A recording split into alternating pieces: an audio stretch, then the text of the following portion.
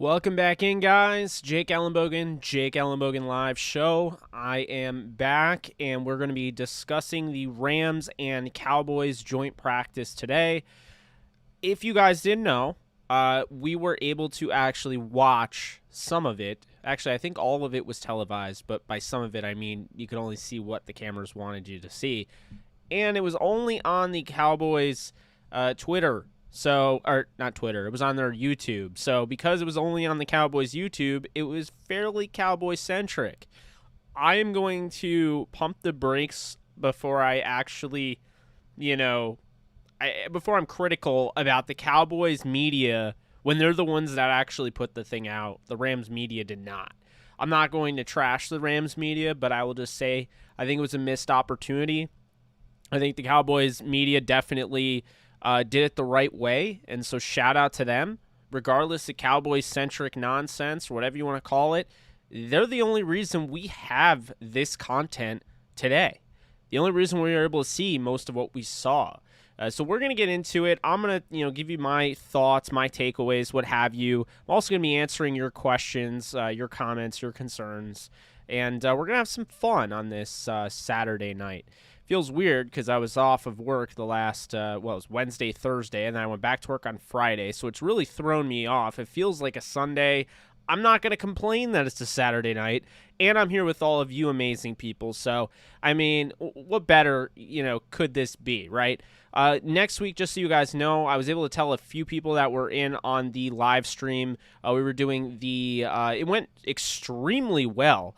We were doing the watch party during the Steelers and Cowboys Hall of Fame game, but if I didn't catch all of you, which I would assume I didn't, I have over 6,000 subscribers, there's no way not, everybody heard it, but I will be going to Florida on Wednesday of next week.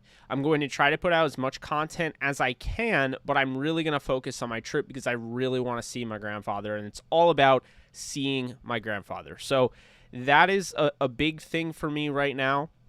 I just wanted to let you guys know I will try to put out podcasts for Downtown Rams, and I will try to do videos, but I do have to say I might have run into something where since I'm driving home over the weekend, I might not do the watch party, Rams and Chargers. I will make it up to you. If you guys didn't hear me earlier, I said since I'll be missing the Rams and Chargers watch party in all likelihood, I'm going to keep it up just in case I can do it. But if I can't do it, this is what we're going to do. We're going to pick a certain game this year, and I promise you, you'll get my not undivided attention because I'll have the game on, but you will get a watch party during one of the Rams' regular season games, in addition to the fact that, just to make it up to you that I can't do what I thought that I could do. So, and I'll tell you this, even if I can't make that watch party, even if I can't make the watch party, or even if I can, right, I will still do the regular season. So I'm going to do one game this regular season watch party. We'll see what happens after that. I'm not going to commit to more than that. It's my sacred time. I watch with my family and my friends. So I can't guarantee more than that, but I will say I will do one game this year. Rams watch party should be fun. We're gonna try to do primetime every single primetime game if we can. I thought it went really well. The Hall of Fame game, we had over 2,000 views in total. For the first one, it got knocked off by YouTube for whatever reason. We ended up going to almost 3,000 views in those two segments. So I'm going to keep doing that. Love interacting with you guys. I understand I'm talking my head off right now, so I want to go through the comments. I want to answer those, and then we'll get into it, and we'll have some fun. All right, so let's go back here. El Pineapples, what's up? How we doing? It's Aiden Too Cool, my guy Aiden. How we doing? What's up, Woody? Jake, my guy, I just commented on your Twitter post about Kenny Young. Kenny tried to bully Tony Pollard. Yes, he definitely did. Let's see. I'm still confused on how people size up Aaron Donald and think they can take him in a fight. You and me both, my friend. You and me both.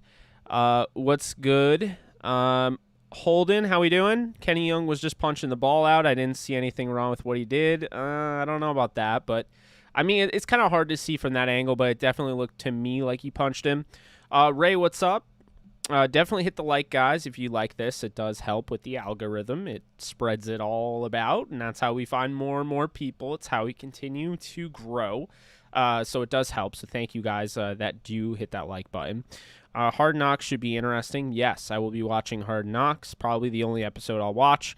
Me either. I just felt like he did catch a little face mask with it, but Hard Knocks will definitely clear the air. True.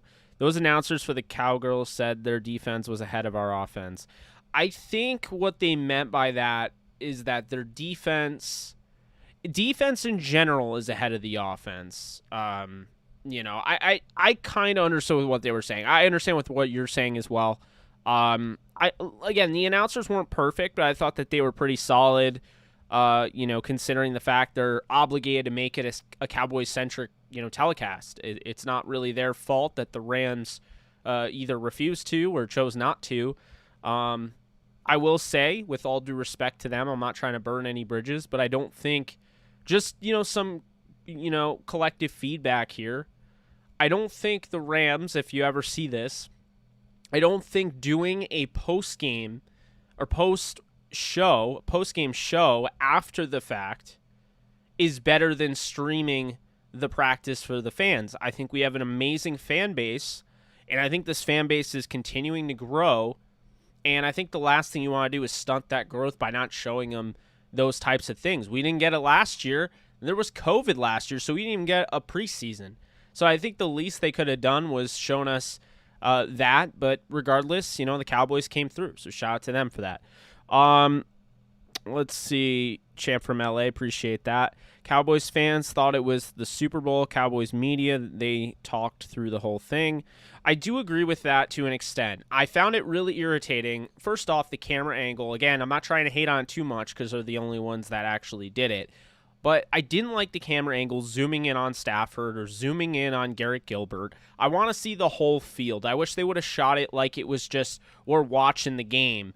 That's the first thing. The second thing is, no, I get it's a Cowboys-centric thing, but if I was a Cowboys fan, I still don't care about zooming in on Ezekiel Elliott on the outside, looking onto the field. So he is, on the sidelines talking to Dak Prescott, and they're zoomed in on him. I want to see Rico Dowdle, if I'm a Cowboys fan, the third-string running back behind Zeke and Tony Pollard. I want to see Tony Pollard. I want to see the backup quarterback because Dak Prescott isn't out there. I want to see the offensive line. I want to see the defense. I don't care about seeing a guy on the sidelines talking. I'm sorry, I don't care. I don't care how big of a Zeke Elliott fan you are. If I was a Cowboys fan, there's no way I'd want that. And furthermore, if this was the Rams and we switched this around and they started showing Darrell Henderson on the side just talking to Sean McVay, I wouldn't care. Show us the game. Show us the practice. And that was the thing. I think those were two things that just annoyed me a little bit. I'm sure they annoyed some of you. Not too bad. And honestly, I don't want to give too much flack to them because, like I said, I really do appreciate them. They're the reason we're able to have this live stream. And, I mean, we were probably going to do a live stream anyway, but I have more content to actually talk about. I have things to, it's not, I'm just not, recycling garbage. I have things because I watched that practice as most of us did.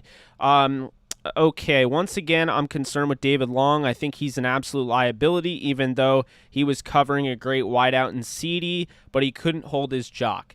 Holden, I understand that completely. And, I think the thing with David Long is that they really wanted to use him. They wanted to give him an opportunity and use him on the boundary today, and that is exactly why CeeDee Lamb went up against David Long, because they really kept Jalen Ramsey isolated in the slot. Interesting, but I also think when these teams do certain things like that, they get certain looks, they're trying things out. They're experimenting. And keep in mind, at the end of the day, the Cowboys and the Rams were on the same team today. They're trying to get better. They're trying to make each other better. That's why they have the joint practice. Those joint practices aren't as much competition as it is trying to get both teams better.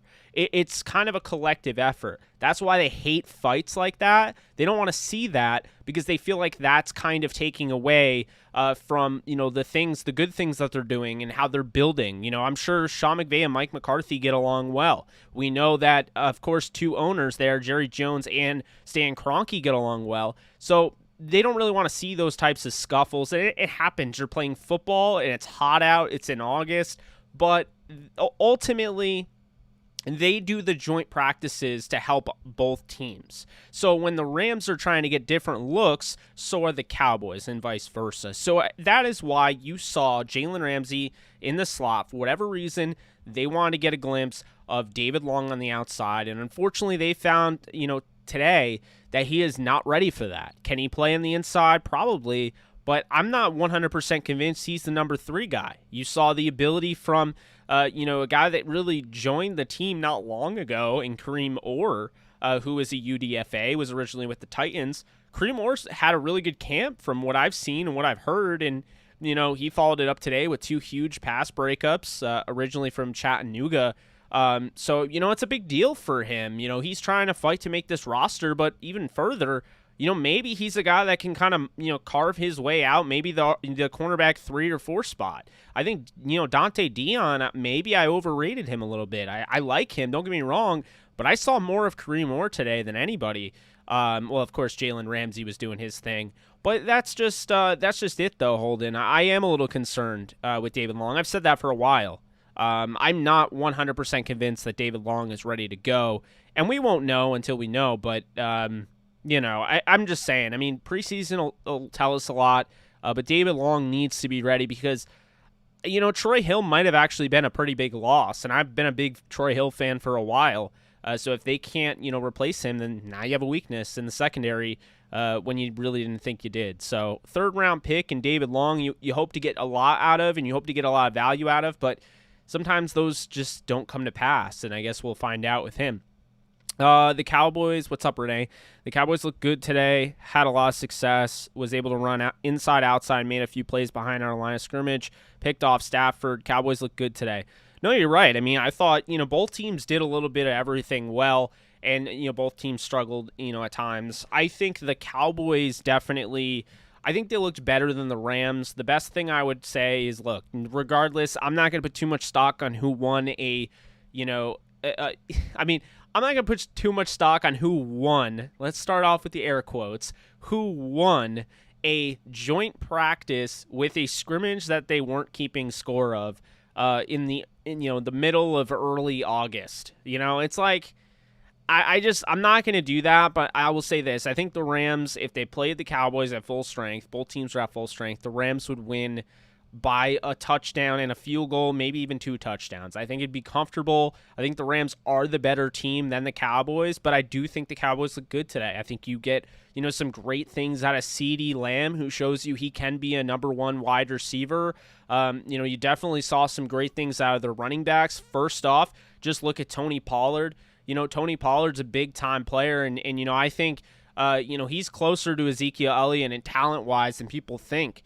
On the other hand, you had the defensive side of the ball, and I thought Trayvon Diggs made a ton of plays in the secondary. Was really impressed with him. Micah Parsons, looking at that rookie and being able to, play the way he did and, diagnosing, the offense and getting, in the backfield and things like that. I thought he definitely stood out and he made an impact. But there were times where the Cowboys-centric broadcast would point out, like, certain players like Randy Gregory, and I'm like, Randy Gregory just got stonewalled back-to-back plays, so I don't really know what you're looking at there.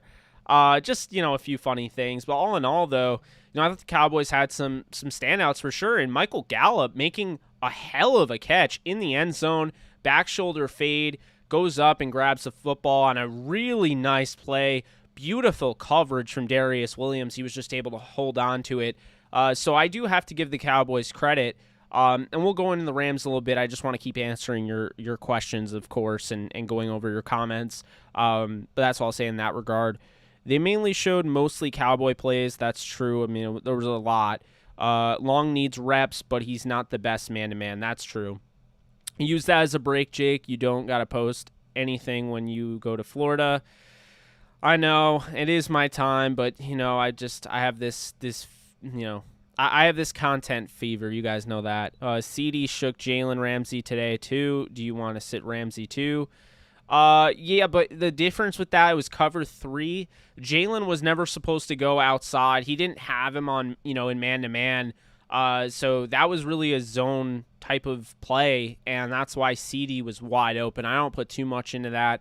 And then there were people, knocking Jalen for not putting enough effort into his tackling, but there's no tackling. So it's like I'm not really going to put too much effort into that either. DC is the real deal. Yeah, CeeDee Lamb's legit. Let's see. He was in cover 3, wasn't a big deal. Okay, I was just saying that. Watched Long get toasted multiple times. Well, yeah, Holden. I mean, I think the thing is with Long is that he was in man like pretty much the majority of the day, and he just really struggled, whether it was Gallup or CeeDee Lamb. He was just having a rough day. But you saw guys like, Kareem Orr step up with 2 huge PBUs, especially in the red zone. Well, he had one in the end zone. He had one at the 5-yard line. Big time day out of him, and he's making a little bit of a hot seat or a little bit of a run at David Long. Don't discount what he's doing. Henry Ford says, by the way, Goku would beat Thanos. That is the correct answer. Hit the like button, people. Thank you, Nolan. How did y'all watch the scrimmage? Was it live on TV or what? Woody, it was actually on the Dallas Cowboys YouTube. What's up, Christian? What's up, Eric? How are you all doing? Saw Hendo make multiple big runs on their starting D. Yeah, that was a big thing. You know what doesn't get enough credit on those Hendo runs? And obviously, love Henderson, not trying to take anything away, but those were some big holes that he ran through. And a big, big reason for that, they had Kupp in motion. He came over, had a nice chip block. He had a great block from Johnny Munt, who really took the I forget which pass rusher was, but he took him on head on and took him completely out of the play. You had a chase, a guy getting in the second level. I think it was Rob Havenstein who got down in the second level, was able to create a convoy. That was huge. And I don't think the offensive line, it's hard to give them a lot of credit when you don't, you're seeing just basically their camera angle was zooming in on certain guys. It was really hard to see the full field, but when I did, I made sure to throw out some credit in those guys because I thought they did a hell of a job. The offensive line is going to be a lot better than some people think. I'm just going to leave it at that. But Darrell Henderson definitely looked good, and you talk about that game-breaking speed to get to that second level, and then I think people sleep on how built he is. He's somebody, he can take a hit, and he's not a slouch. So he can take a hit and continue on. And I love Darrell Henderson. I cannot wait to see what he can do, or rather, I think I know what he can do. I can't wait to see what he shows he can do to other people. We can't feed too much into the practice. It was all Cowboys coverage. That's also true. What the fight? Just guys. LOL, why do people think AD can fight? He's big, but he's small compared to some other linemen on the field. How does rushing the passer equate to being a good fighter? I had to bounce after about an hour. Or I'm going to get you into a sports argument with a Cowgirls fan. Oof. Seems the only one trying to give us live content is Jordan. This is true. Rams definitely should have streamed on YouTube channel. Agree, or the website. The joint workout was at the Cowboys camp location. Why should they play up the Rams when the Rams practice against the Raiders at Rams camp? We can televise and play it up with the Rams. It's not a guarantee, though, Renee, that they do that. So if they do that, then you're on to something. But if they don't, then it's just clear that they should have, and it was a missed opportunity. I still think it was a missed opportunity. Zoomed. The camera angles were throwing me off as well. Well, yeah, because, no one wants to watch Stafford throw and not see where the ball went. This isn't like a promo before a game. When they cut to, they're at the NFL, network headquarters or ESPN, and they're getting ready for the primetime game, and they show guys throwing the warm-up throws, and then that's all they show. That's different. It's warm-ups. But, when I'm looking at a scrimmage, I want to see who he's throwing the ball to. Those were live reps. So, yeah, really, really odd there. I still can't get over scrimmaging a team that we play in the regular season. Very weird. Facts. The announcers were actually fair with their credit and criticism. I agree. And they did actually know these guys. Shout out to Chris Garrett making a huge pass breakup. And they actually knew who Chris Garrett was. I loved to hear that. So shout out to the broadcasting crew for knowing that. So basically you want all 22 view at a joint scrimmage. Not all 22. I just want a broadcast view. Basically, Renee, I just want to be able to see what's going on. There were times where the quarterback threw the football and then they panned over to Ezekiel Elliott smiling on the sidelines. you know, I understand wanting to defend them a little bit and understanding, you know, that. But come on now. Like, that's not – I wouldn't do that. There's a few pieces of toast in that secondary. So what I missed, I didn't see nothing. Shake my head. They don't play them in the regular season this year. I like the good old days when everything was just raw coverage without the drama. We play them, though. Show us the field view and let us watch all the players play. Agreed with that, Mike. Hit the like button, people. Thank you, Nolan. Rams do not play the Cowboys this season unless they match up in the playoffs. The focus was focusing on Jalen's number 5. I agree with Kareem Orr. Losing Rochelle was huge. Rochelle will be back, but make no mistake, he's a rookie. It's hard to play a position like cornerback as a rookie, and he has wrist surgery that he's coming off of, so he's behind the 8 ball. He's going to make the roster, but if the Rams only keep 4, then they're in a really weird position where now they kind of have to be stuck with Robert Rochelle with not a ton of experience, obviously, not a ton of reps in camp, and then potentially they'll just stick with David Long. So that might honestly make their decision. But however, if he gets healthy and say they want to keep 5, I think Kareem Orr has done enough where maybe he makes this roster if he continues to play like he is in preseason. I think he can make this roster. I mean, Kareem Orr is somebody that I really liked in college, was a transfer to Chattanooga, and honestly has shown big playability. I mean, he's somebody who's not afraid to go up and swat that pass down, but on top of that, you know, you got to love his ball skills. I mean, this guy has got some, you know, great athleticism, and, you know, it's weird with him because I know before anybody, you know, comes out and tells me his 40 time or what have you, because I know it's not the greatest, he wasn't the greatest tester, right? But his athleticism in the game, his athleticism in the field is what impresses me. And so for me, I actually think Kareem Orr has a chance to make this roster. Very, very excited for him. Excited to see him, you know, in preseason, getting an opportunity. Do not sleep on Kareem Orr. I'm just telling you that right now. Let's see here. We got, okay, Troy Hill wasn't anything special until his contract year. Early on, he was a big liability back there. While that's true, you have to keep in mind, Renee, he the last 2 years, maybe the last 3, he did get better. He's somebody that started off with the 2016 Rams with Jeff Fisher, and he really had to work his way up there. But 2018, 2019, 2020, that was a good cornerback. I mean, he turned himself into a great cornerback his last year. So maybe you could say, you know, he was good, and then his contract year he became great. But I just think that that's just not really entirely about him getting paid. I think it's a lot about him finally finding that stride and just getting better and developing, because that happens. And honestly, I think Aubrey Pleasant had a huge factor in that. I think he's had a huge factor in a lot of those guys. Not Jalen Ramsey, of course, because, I mean, you know, he's a generational talent in the secondary, but you get my point. How bad was the Stafford interception? It wasn't great, but it was an amazing play by Maurice Kennedy, I believe from Virginia Tech, I want to say, and you could correct me if I'm wrong, might even be Virginia. Maurice Kennedy, very impressive athleticism, was able to contort his body in a way that really not many corners can do.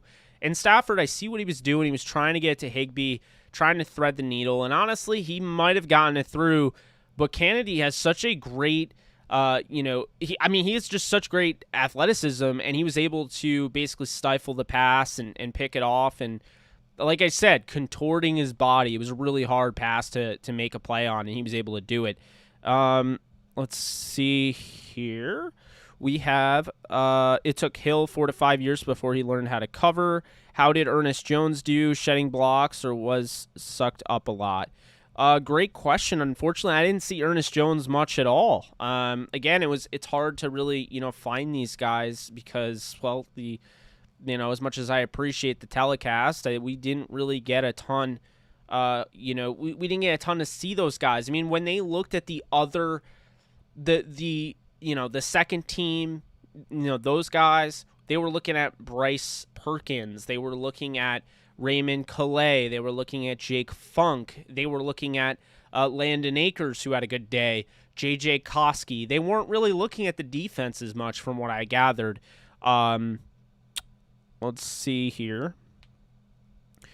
a joint practice can be evaluated in terms of wins and losses. It's more of a progress report than a report card. I agree with that, and I think both teams have to feel good about where they are. You're installing a brand new defense, over in Dallas, bringing in Dan Quinn. It looks pretty good. And when you bring in a new defensive coordinator over with the Rams, he's trying to run the same defense and add his own wrinkles to it. I also thought it looked pretty good. The linebackers look much more improved than they did, or rather, improved than they were the last time we saw them, in a joint practice setting, from the Chargers or wherever. So I do like that. I thought, Micah Kaiser was very impressive. You guys know I've been pretty hard on him. He's been pretty hard on me. But, Micah Kaiser had a really good day today. He showed his ability to blitz. And honestly, he had some reps as a pass rusher off the edge. I was impressed. He would have had 2 sacks from what I counted if, we were actually playing, real football. So I liked that. I liked his, you can't really get too much because they can't tackle. But I liked his, his ability to rush the passer for sure. That was definitely something that stood out to me. Which we saw more of Harris. I saw one throw from Devlin Hodges. He threw a back shoulder fade to Jacob Harris, and it was, I think it was overthrown, but he almost had it in the back of the end zone. Did Ernest play like a man or a boy? I didn't really see much of Ernest, so I can't really say. I realize how much people not knowing how cover 3 works. Yeah.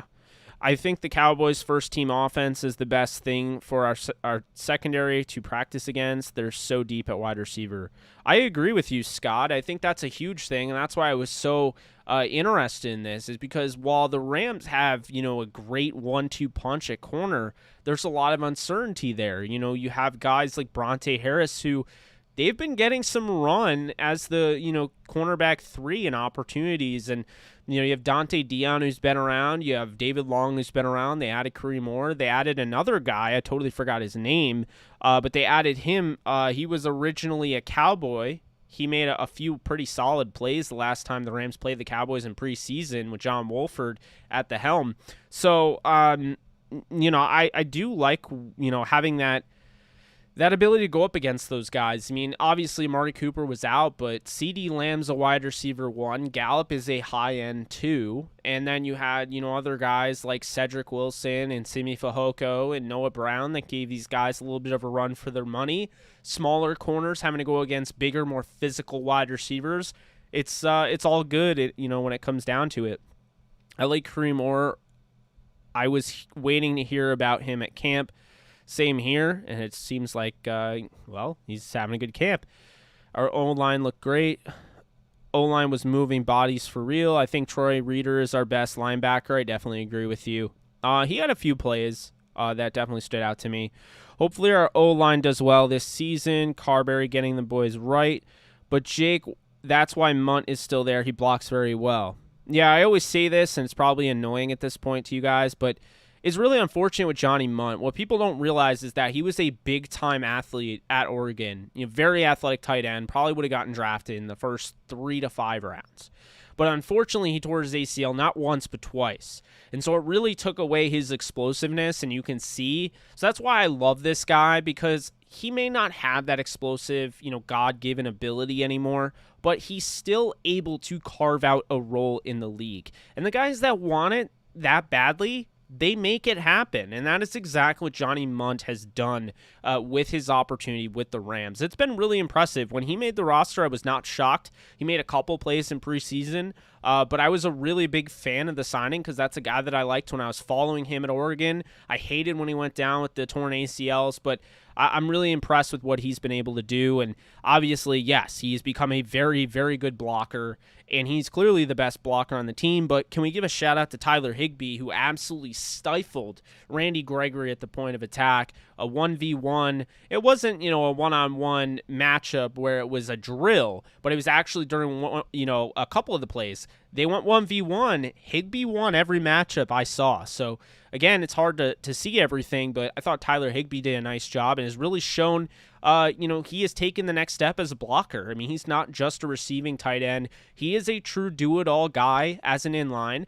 you would probably prefer Johnny Munt as the go-to blocker, but it goes to show you that Tyler Higbee is not going to lose a lot of playing time to anybody because he can stay on the field and do it all. On top of that, I think Johnny Munt might end up being your number 2 tight end because of how well he can block, and he's also shown, some prowess as a receiving tight end. Obviously, he had to get that confidence back, tearing his ACL twice, not having the explosiveness he originally had. But I'm impressed with Johnny Munt. I'm not going to lie. That leaves Jacob Harris as the number 3. I didn't see anything out of Bryson Hopkins, so that's a little bit concerning to me. I didn't see anything about Kendall Blanton either or Kyle Markway. So we will see in that regard. That'll be preseason 1 probably. Maybe we see Bryson Hopkins as emerging in preseason. I throw out the idea, maybe they're kind of slow playing his usage. They're not going too much into him because they don't want to show their cards. But Bryson Hopkins, I am a little concerned about that they're going to end up cutting him because I think he's got a ton of talent. I don't think he should have been a 4th-round pick. I had a 2nd-round grade on him, and I just think he hasn't really gotten the opportunity, hasn't been used correctly. But, what do I know, right? I'm not a tight end coach. I'm not an offensive coordinator. I'm not an NFL coach, but I'm really high on the guy, and I'd like to see him get an opportunity. However, it's a good problem to have to be that deep where he's your 4th tight end. That's a pretty good sign, moving forward. Now, let's go back a sec because YouTube likes to jump the gun and, refresh all the comments. Did Staffman do good? I thought Stafford looked good. Yeah. He wasn't one of my standouts because I just don't like giving standouts to, a superstar, close to superstar level talent at quarterback. But, I thought he definitely did well. Who stood out, if anyone? I actually have a list here because I put it on my Twitter. You can go follow me at JKBogan. But, yeah, my list, my standouts, I had Cooper Kupp, who just is constantly open. They should call him 7-Eleven. If you guys watched Hard Knocks back with, I think it was the Patriots. No, not with the Patriots. It was with the Jets or the Dolphins. I think it was the Dolphins with Chris Hogan. And I think it was Chad Johnson that's just call him 7-Eleven. He's always open. Call Cooper Kupp that because he literally is always open. Another guy that always seems open, way over the top, is Deshaun Jackson, who I thought stood out. Maybe he had a drop or it was an overthrow. It's hard to tell the angle that we were looking at. But Deshaun Jackson showed you, that speed isn't going anywhere. He's older, but he's still blowing by guys deep down the field. That is the standout right there. Another guy, of course, I didn't want to put him in there, but Aaron Donald. He's blowing up plays, within the first second of them, starting. So, you got to give it to Aaron Donald there. Micah Kaiser, again, I talked about, his ability as a pass rusher was really impressive to me. It's hard for a linebacker to really stand out in this type of setting, not being able to tackle, but I thought he did a nice job of doing that. Chris Garrett, hell of a day for Chris Garrett. You talk about a rookie that doesn't get a ton of playing time, but you saw him. He got in, he made some nice plays, maybe would have had a sack if credited, definitely would have had a few pressures, but then you go and you look at his ability in coverage. You have, I think it was, I want to say it was DiNucci rolling out to his right, and he stuck with the play the whole way. And, Chris Garrett almost had himself a really hard-earned interception where he had a really nice pass breakup. Was playing deep coverage, so I was surprised by that. Definitely like to see Chris Garrett moving like that. We haven't really gotten a chance to see him because there's just not a ton of tape out there. His tape from college is really just highlights. It's a collection of watching him rush the passers, so I didn't know he could move like that, and it was very fun to watch him being able to move like that. The possibilities are endless with him. If the Rams just know how to develop him, if they continue working on him, he can be very, very good in this league. Another thing, Jonah Williams. I didn't think, nothing was telling me when I turned on the live feed, I'm going to be talking about Jonah Williams. But, man, number 92, Jonah Williams, who's been on this roster now for 2 years, preseason training camp roster, right? He's been on this for 2 years. I was really impressed with Jonah Williams. He was tearing through the trenches. He made multiple plays in the backfield, and then his one-on-ones, he literally threw the guy 5 yards. Jonah Williams is all of a sudden on my radar here. I wouldn't be surprised if he sneaks onto this roster. With Bobby Brown dealing with a UCL, he's a little bit behind the curve. If Jonah Williams were to come in, number 92, he comes in and, maybe he makes a run at, say Greg Gaines or plays behind him. If they keep another guy, maybe I got the wrong guy. I haven't seen enough of Eric Banks. I know that familiarity is there with Eric Henderson, but they're not going to keep him just because Eric Henderson coached him in college. So I'd make the argument after today, Jonah Williams is on my radar. We're going to have to watch him in preseason, man, because I wasn't really thinking about him, and I kind of sleep on Hocht and Williams and Silvonic, but let me tell you, Jonah Williams really looked like the best defensive lineman outside of Aaron Donald. Thought you got some good stuff out of Ashawn Robinson and Sebastian Joseph Day, obviously, but was really impressed with Jonah Williams, man. And I don't want to say that lightly. I was very impressed with Jonah Williams. Got to give him a lot of credit. And then, of course, Ramsey to me stood out. I know he's a superstar, but he absolutely roasts. He roasts wide receivers. Like, normally you think of, like, roasting as, like, a corner gets burnt. We call him burnt toast. No. He roasts wide receivers. Wide receivers get so confident in their ability. Ramsey toys with them, and then Ramsey either tears the ball out or makes a nice play on the football. He's just incredible. He really is. And you get to see it on another level. You realize Jalen Ramsey is just different when you're watching these types of isolation type of drills and you see him in the one-on-ones and things like that, and you're just like, all right, he's just special, man. There's no other way to put it. He's just a special, special talent, and I can't stress that enough. So, that's what I'll say with that. Jonah Williams, by the way, is 6'5", 275 from Weber State. He's 25 years old, number 92. So I think he's definitely a name you got to look out for. And I was not talking about him before. Definitely intrigued now. And we keep talking about, like, filling that Morgan Fox role. I just named the guy 6'5", 275. That's the perfect size to fill the Morgan Fox role. Do not sleep on Jonah Williams. That's all I'm saying. So, wow, that was a lot. Okay, let's see where did I leave you guys at with the comment section. We don't play them. Okay. Let's see. Okay, it was Bearded Soul 78 asked who stood out, if anyone. That was okay.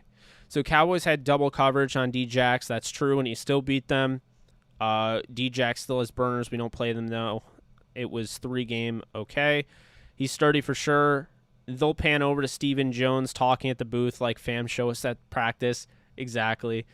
What was a really good takeaway was Stafford took multiple deep shots trying to connect with D-Jax. Even taking those shots will loosen up secondaries, and Stafford and D-Jax did connect once. I agree with you, and I think that's only going to get better over time. That's going to be a very lethal attack. And I was wrong about Deshaun Jackson. I can say it. As long as the guy stays healthy, he's going to have a legit role in this offense.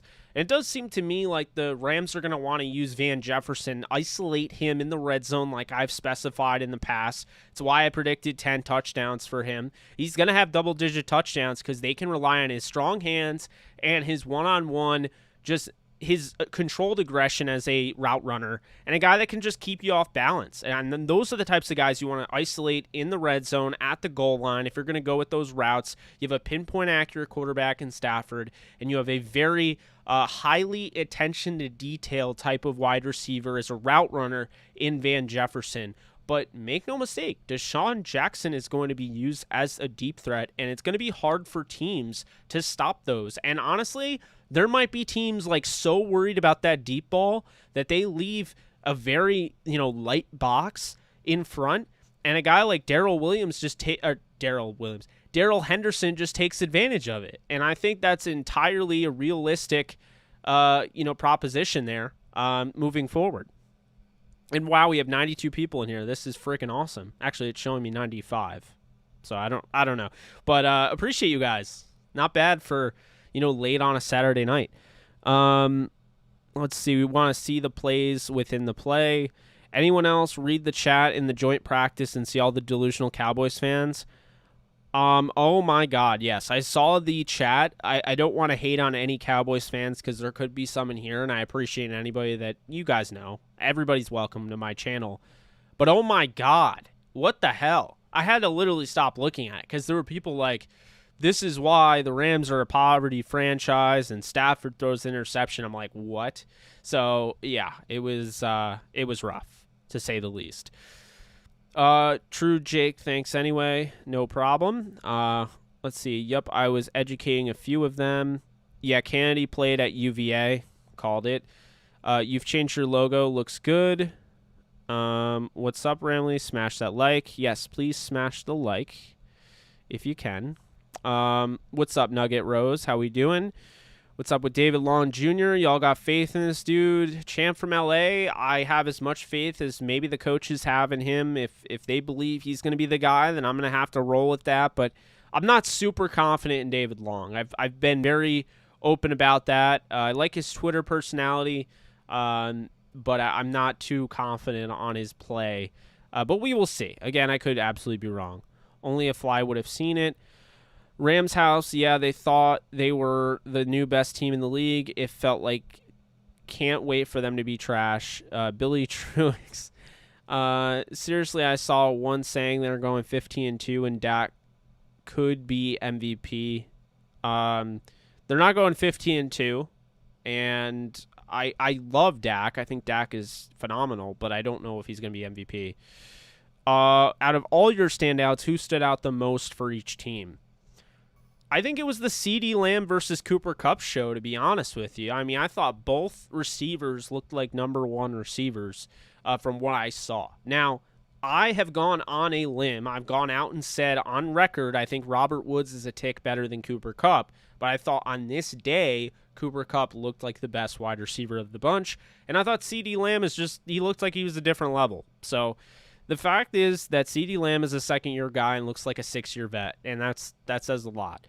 Let's see. Where do we have? Okay, sorry. YouTube just likes to throw me off with the updating of the comments. The Cowboys alarmingly focused on D-Jacks today. Yeah, they did. And it caused problems underneath. You had those dump-off passes, Xavier Jones, Darrell Henderson, Cooper Kupp was wide open over the middle. You had, Robert Woods open up, with the end around, and that's the problem. You can't put one focus on anything with the elements of this offense. I mean, that's why I keep telling you guys I really think this is going to be the number one offense in football because, okay, Darrell Henderson's going to run for 125 yards. Are you now going to try to, sell out for the run? You can't because, Matthew Stafford's under center. Oh, is Matthew Stafford giving you a hard time? Or are you going to just try to run it, right up the gut? Or are you going to try to run, cover zero or whatever? Okay, that's fine. Guess what? Matthew Stafford is going to be able to rip you apart over and over and over again. Oh, Cooper Kupp is annoying you? Are you going to double team him? Okay, well, Robert Woods, Deshaun Jackson, Van Jefferson. There's not really anything that you can do. You pick your poison and you hope that they miss. That's really what it's going to be. Let's see. Okay. Kind of concerned about Bryson Hopkins as well. Kind of wonder if he got into McVay's doghouse. Been a couple pressers when McVay rattled off tight end depth and both times skipped Hopkins' name. Yeah, it's either that or they're keeping him. It's safekeeping and he's going to emerge and people aren't going to see it coming. And I'm hoping it's the latter, but we will see. They barely showed the Rams on either side of the ball. A Chris Garrett sighting. Yes, let's go. Jordan Fuller, do good. I honestly think he's one of the underrated players on the team. Yeah, I think Fuller's very underrated. Clearly, he's a 72 overall in Madden. I don't understand where you get that from. How did our defense and offense look? I thought all in all it looked pretty good. Offense had the desire to move the ball, try to throw deep down the field. I liked that. When's Jalen enter the Hall of Fame discussion? He's already a Hall of Famer. He retires tomorrow. I'd put him in the Hall of Fame. Good in isolated spurts, but Dallas did have a good day on both sides of the ball too. I agree with that. You should do call-ins. I should. Like Stafford wanted Dallas to know. Any way to look at practice footage? Yes, over on the Dallas Cowboys Twitter, you can actually find the replay of it. They didn't delete it. They kept it, so pretty awesome. Wait a minute, 90-plus people in here. 87 at the moment, but yeah, when you put that out there, then it did look that way. Still pretty awesome. Smack that like button. Let's get to 100. So we got owned. Only 27 likes. How are our safeties? I'm in there, buddy. The safeties looked all right. It's kind of hard to tell again. The practice footage, the camera. It's just really hard. You couldn't really get a glimpse of the secondary because they were zoomed in on like whoever was throwing the ball or whatnot. Don't know if you can watch practice footage, but you can watch the Dallas live feed here. Robert Woods looked real good from my angle. Yeah, I mean, I don't think Robert Woods looked bad. Obo and Michael Hawks were having a day. This is why it's great to all, have our own opinions and watch what we watch because we all see different things. Like, I didn't see Obo or Michael Hawks really blowing up the day, but L Pineapples, you might have noticed something that I didn't. So that's the cool thing about this. Let's see. Jonah Williams played for Weber State. My alma mater, was Big Sky defensive MVP, same conference as Eastern Washington Cup. All-American. Great work, Jake. Thank you, Eric. I appreciate that. Yeah, I'm definitely, zooming in on him, zoning in on him, whatever you want to call it. Really excited for number 92. What's up, Chantry? How we doing? Oh, I hide the Cowboys chat in advance. Too many Crayola fanatics. You kill me. Hawk is the guy I'm keeping an eye on. It was cool seeing Landon Akers making some plays. I wish him played against my high school. Oh, you watched him play against your high school? Nice. We have a quarterback with more pocket awareness. Do you view Ramsey as a first ballot too? Potentially. Even debating Cowboys fans seems unfair as long as we're talking about the teams. And that, my friends, means that I caught all the way up to this chat. That is a touchdown and a half, if you could say. Pretty awesome. Unless YouTube is totally screwing me over here, and hopefully they're not. But, yeah, I feel really good that I caught up, and we got to the hundo mark. So, awesome. I understand why, but wish there was tackling to get a more accurate sense of linebacker play besides getting penetration. Totally agree with you there. And I think there were multiple times where you saw a guy, really want to go into it and kind of have to push back. And I know there were a lot of Cowboys fans in those comments, like, hating on Donald and what have you, because it's like, oh, they're barely getting in or they're barely creating pressure, or yada, yada. And what I would say is this. It's very simple. If I can't hit you, I'm not going to go 75%. I'm not going to go 120% trying to knock your quarterback to the turf. So it's hard when Donald wants to rip through. It's hard because he knows he can't hit the quarterback. I mean, you could get fined for that. So it's a tough thing there. It's real tough sledding when you think about it. I think it's pronounced Hoyt instead of Hawked. Oh, good to know. Now I'm really interested in hearing the coach's evaluation of how the practice went and who, in their opinion, stood out. Same here. 100 viewers. Good stuff, Jake. Thank you, Samuel. I posted that. JKB has the best Rams content on the interwebs. It's not even close. Thanks, Nugget Rose. There are some good ones out there. Payo Time is very good. Rams House, Rams Talk. Obviously Downtown Rams. But you said, okay, yeah, you said Rams content on the interwebs. So I would probably say you definitely got to check out Downtown Rams. I think they're doing some good stuff over at Turf Show Times. You can check out Holden. If Holden's in here, Holden Cantor writes for them. So definitely check them out. And, Rams Wire with Cam DeSilva. Yeah, I mean, I'm trying to remember all of them. Just trying to stay humble and shout out some good people, Okay, so if they went 100, Donald would have destroyed that line and everyone on it. Yeah, pretty much. 2 questions. Do you think Henderson will ease the pain of losing Akers? Yes, I do. And who do you think will start the other outside linebacker spot, Lewis, Hollins, or Obo? I didn't see a lot of number 58 today, but I do think number 58, Justin Hollins, will start at the outside linebacker position alongside Leonard Floyd. Justin Hollins offers more in the run defensive department. He offers more as far as staying on the field. He's been healthier.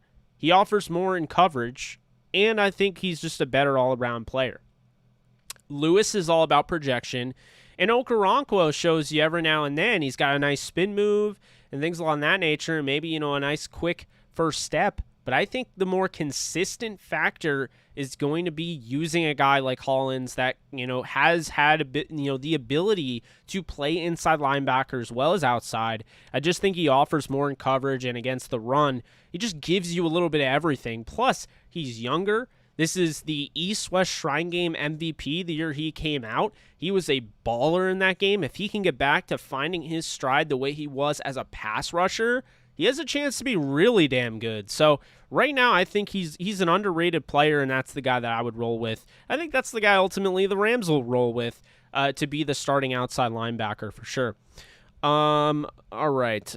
Donald's whole shtick is hitting quarterbacks, and you're asking him to put forth all of the effort without the payout. Exactly. I'd recommend keeping an eye on the DL. Play with. Sorry, I can't even. I don't know why I can't read. I'd recommend keeping an eye on the DL play, which outside linebackers create pressure, which inside linebackers look good. That's true. Can't forget about Rams House TV. Yeah, Rams House TV as well. Rams YouTube stuff have grown massively in the last 2 years, and I'm here for it. Well, you guys deserve it. Did Cowboys fans forget AD toss Zeke into Dak? Is that what they wanted to see again? Good point. LOL, their fans, young kids, it sounded like. Behind Ramsey and D-Will, if David Long and Dion don't play as good, Rochelle Redshirts, who do you do? I mean, to be honest with you, I think Kareem Moore deserves a spot. I mean, we'll see, in preseason, but I would start Kareem Moore, to be honest with you, as the cornerback 3 if he continues to play the way he has. You're hearing some great things about him. This guy has no experience with this defensive coordinator. He has no experience with this defense. He showed up late, and look at how far ahead he is. I mean, that's the crazy thing. He's not a UDFA this year. He's been in the league. I get that. But this is his second year, and honestly, I'm pretty impressed. I'm not going to lie. Might actually be his third year. Could be. I have an article on Downtown Rams where there were these sleeper prospects I wanted people to watch before the college season started. I think it was in 2018. And it's funny, I actually had Micah Kaiser and Kareem Orr. Okay. Leonard Floyd and Justin Hollins were both Brandon Staley guys. He made the recommendations to bring them in. Staley, the gift that keeps giving. Agree with you. And, it's funny with that, Renee, is that I think a lot of people, they interpreted it as, well, they're Brandon Staley guys. So obviously, Floyd is going to want to go with Brandon Staley, and Hollins isn't going to make the roster because he was just a Brandon Staley guy. But I don't think we look at it in terms of how good, how well they play, how good of a player, each of them are. And so while Staley, they are Staley guys, Staley brings in good football players. So I'm glad you brought that up. It was a good point. Okay. Yo, what's up? Finally made it to one of these. It's been too long. Yeah. That only plays Madden. Much respect from Birmingham, Alabama. Hey, Bellinger hit a home run to tie the game with the Angels. That's his one hit for the next 20 ABs. You're funny. Cooling fan. Okay. Kenny Young. Nerd to go. Kenny Young has to go? I don't really know. I mean, I think Kenny Young is on the outside looking in. I know he's getting first-team reps, but just because guys are getting first-team reps does not mean that they are going to start. A lot of it means that sometimes they're, there's a hope that they can find something, but they're getting the opportunity to show whether or not that they belong, and the guy has already been chosen or whatnot. It doesn't always mean necessarily the first team is going to mean automatic starter. It doesn't mean they're going to make the roster. So Kenny Young is not a guarantee to make the roster. I will say that. Obviously, Obo is not as good in coverage as Holland, but he can set the edge, stop the run, and is an extremely fast, a twitchy edge rusher. It has a variety of moves. IMO, I think he's going to start. I don't know. I think the hope was Okoronkwo would be there, and he was a guy, obviously, if you've been following my stuff for a long time, I loved Okoronkwo coming out of the draft in 2018, but the fact of the matter is that I don't think he's quite where the Rams thought he'd be, and I do think it's disappointing. It is because of his injuries, but I do think Hollins is a guy that they've become comfortable with, and right now, from what I was told, is he's the leader in the clubhouse right now. He's the guy, if the season started tomorrow, Justin Hollins would be your starter next to Leonard Floyd. That is what it would be. That doesn't mean Okoronkwo can't take over, but right now I would say he's losing that battle. And with Terrell Lewis, it's all about his injuries, because I think they want to start him, but it's just the knee is just it's really hard with him. I mean, he was rocking 2 knee braces today. It's a lot of stuff to lug around. One said, look, Stafford never won anything. The camera was on Dak, standing with his thumb in his mouth. Should I worry about the injuries? Yeah, I would say so. Hope so. He looked like the weak link. If he can stay healthy outside of Cam, the injuries so far have been minor. Knock on wood. He's a monster. Number 45. Good to see T. Lou practicing today. Are you asking? You're asking about the injuries in general? I mean, I think that it's always somewhat of a concern when you have injuries like that. But really, with the Rams, I'd just say pump the brakes on the worry. First off, Cam Akers would have been great to have, but you don't need Cam Akers to make this offense work. This offense works because it has Matthew Stafford. You could lose Robert Woods or Cooper Kupp or, Deshaun Jackson or Van Jefferson, and they are built to last. Matthew Stafford, make no mistake about it, if he's throwing a Landon Akers or Cooper Kupp, it does not matter. Stafford is going to make things happen. Maybe they don't win a Super Bowl if it comes down to Landon Akers and Ben Skoranek and all the back end, wide receivers starting, but that's likely not really going to happen. It doesn't sound like a realistic scenario. So I just think really, Matthew Stafford keeps the window open even in opportunities like that. Plus, I don't want to give too much credit to Stafford, not give enough credit to Darrell Henderson. Having Darrell Henderson as the backup to Cam Akers is such a steal. I mean, honestly, the best comparison is, what his counterpart, a friend of his, a guy that he played with in college at Memphis, Tony Pollard is. I think Tony Pollard is better than Ezekiel Elliott. I know it sounds crazy, but I stand by it. I think he's a special talent. And right now, I think Darrell Henderson is better than Cam Akers. I think Cam Akers obviously has what we believed was going to be a bell cow role. Cam Akers has the build, the ability, and obviously he can do a little bit of everything. But he's not as great in pass pro as Darrell Henderson. I don't think he is as fast as him. He doesn't have the long speed. And so, to my money, I think Henderson is less injury prone than Cam Akers from what we've seen. So that's what I would say. I wouldn't worry about Cam Akers being gone. I want to have Cam Akers back healthy, of course, but I'm not worried about the injuries, especially the rookie injuries.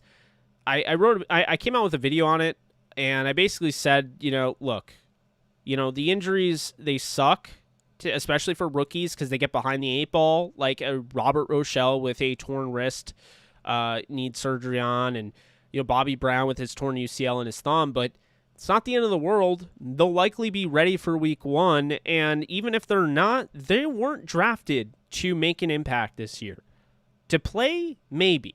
Like, you might see Bobby Brown III and Robert Rochelle play a decent amount, but they were not drafted to come in right away and make an impact.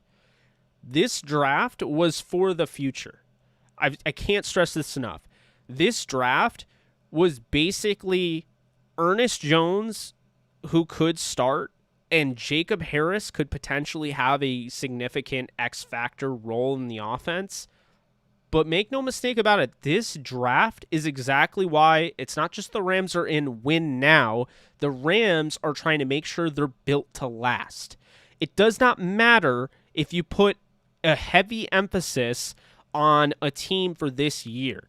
If you're going to go all out for 1 year, you're not building your team the right way, and you're going to fail. If you look at the great New England Patriots teams, they didn't even draft that well. But you know what they did? They continued to develop players, and so because of that, they lasted longer. You could obviously say Tom Brady, and you wouldn't be wrong. Tom Brady was a huge part of that. But another huge part is the consistency with that defense. Tom Brady only had 2 defenses in which weren't top 10, and that is a testament to what Bill Belichick did. Yeah, now, don't get me wrong, they weren't the best at developing wide receivers.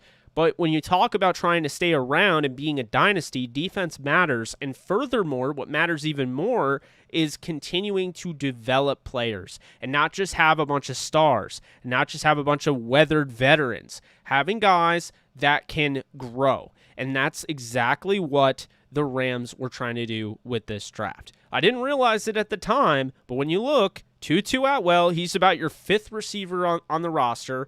Ernest Jones is the only one that has any chance of starting. You have Bobby Brown, who doesn't have to start this year. You have Ernest Brown IV, who doesn't have to start this year. You have Robert Rochelle, who could start maybe next year, but doesn't have to start this year. Ben Skoranek, he's probably going to be a special teamer, but he doesn't have to start this year.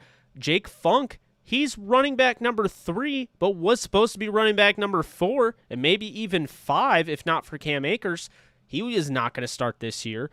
And Chris Garrett, a guy that dominated D2 but has never seen the competition, what he's going to see in the NFL, although he played pretty well today, he was not going to start this year. So if you understand what I'm saying is that the Rams draft in 2021 was not to explode this year. It was not to help them get to the Super Bowl. They already look at themselves as a Super Bowl contender. They like where they are. They feel like Stafford was the final piece. And they simply drafted to be built to last. And that is the most important thing. Would you rather have 3 Super Bowls or 1? I'm not sacrificing everything just to win 1 Super Bowl. I want a dynasty. If you don't want a dynasty, you're out of your mind. So the Rams, that's been their main mantra. And that's why their draft was the way it was. Let's see. Obo is a slightly less talented Terrell Lewis. Too many injuries. Ernest Jones. Oh, Dan. Hey, I did think Aaron Donald was going hard. Was going for real. Did you see anything from Jacob Harris? Was it him who had the sore hamstring? I may be wrong. He had the core injury. Jacob Harris was used a little bit. But really he was working with Bryce Perkins and, of course, Devlin Hodges. So it looked like he was clearly the tight end 3.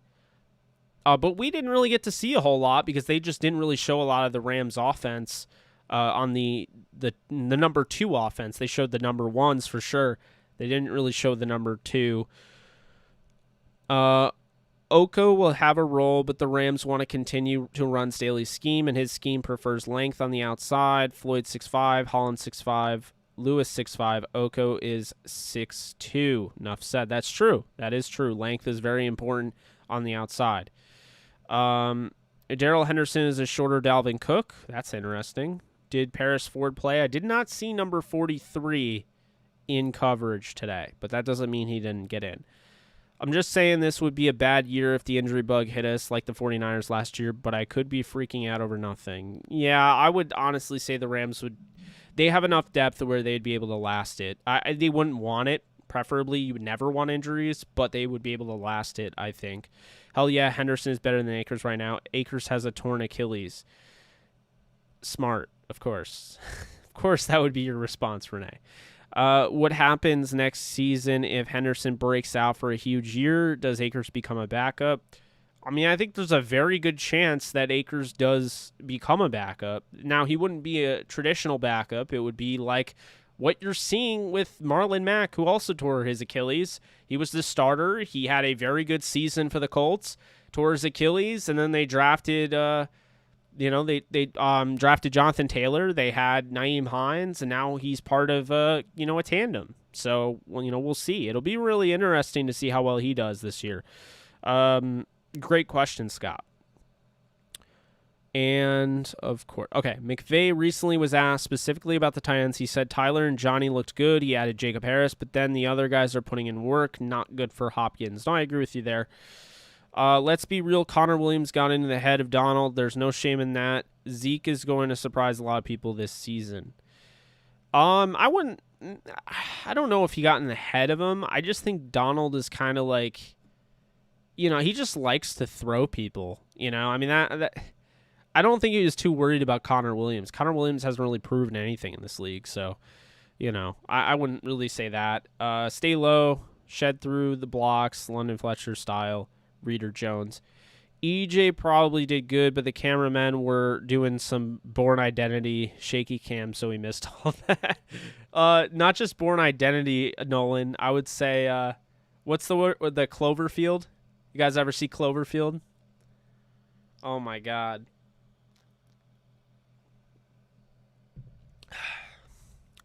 All right. Do you think Wolford will be back for preseason week 2? They might hold Wolford out, but we'll see. He might be back, but they might hold him out because of the appendicitis. David Long is from that horrible team up north, probably why he sucks. Johnny Munt better. No, it mean he was going hard, Aaron Donald. I thought that about Long. Do you think okay, I answered that. How would you think the Rams draft would have went if they drafted to win now instead of built to last? That is a fantastic question. So I think it's kind of a simple answer. I think if they were built to, if they were trying to win now, they would have drafted Creed Humphrey in the second or Terrace Marshall. Here's why. Terrace Marshall, if they had to go wide receiver, was way more NFL ready than Tutu Atwell. And plus, he has that 6'4" size. He played at the LSU school of wide receivers, which, let's be honest here, you have Odell Beckham Jr., you have Jarvis Landry, you have Justin Jefferson, you have Russell Gage, you have Jamar Chase now in the league.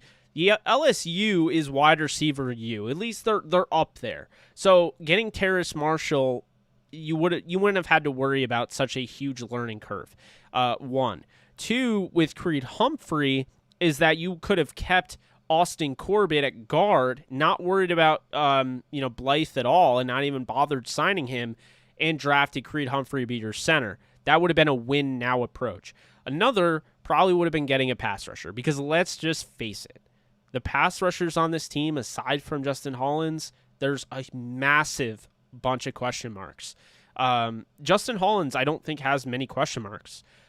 The only question mark is how good can he end up being? Because I think he is honestly not anywhere near the pass rusher I thought he could be, but if he gets better, you're going to have a borderline Pro Bowl talent.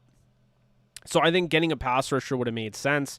That's what I would say to that. If they were in win now mode, they probably would have traded up and gotten like a Peyton Turner or somebody in the late first to bolster their pass rush, or they would have just traded their picks and gotten another pass rusher, or if they were in win now mode, they would have signed.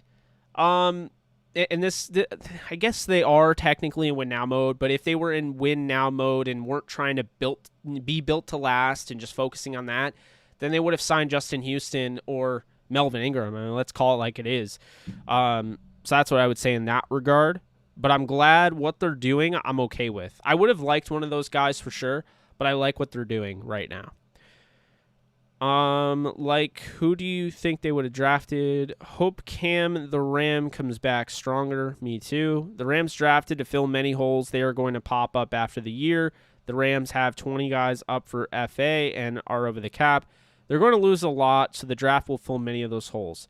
And to add to what Renee is saying, again, it's built to last. So these guys are drafted for the future and not just this year, next year, and the year, years on. Am I the only one who felt that Stafford had his interior line right on in his face mask? I didn't think that. It was probably the zoom. I don't think that really helped. Zeke and Tony are the same level. I kind of agree with that. Wolford got appendicitis. Bruh. Yeah, he did. Think they would be calling it now. Yes, Cloverfield Lane. Yes. You crazy. Zeke is a different level. I don't know. I think Zeke is a very good running back, but I do think he's a little overrated. He's not Christian McCaffrey, Saquon Barkley.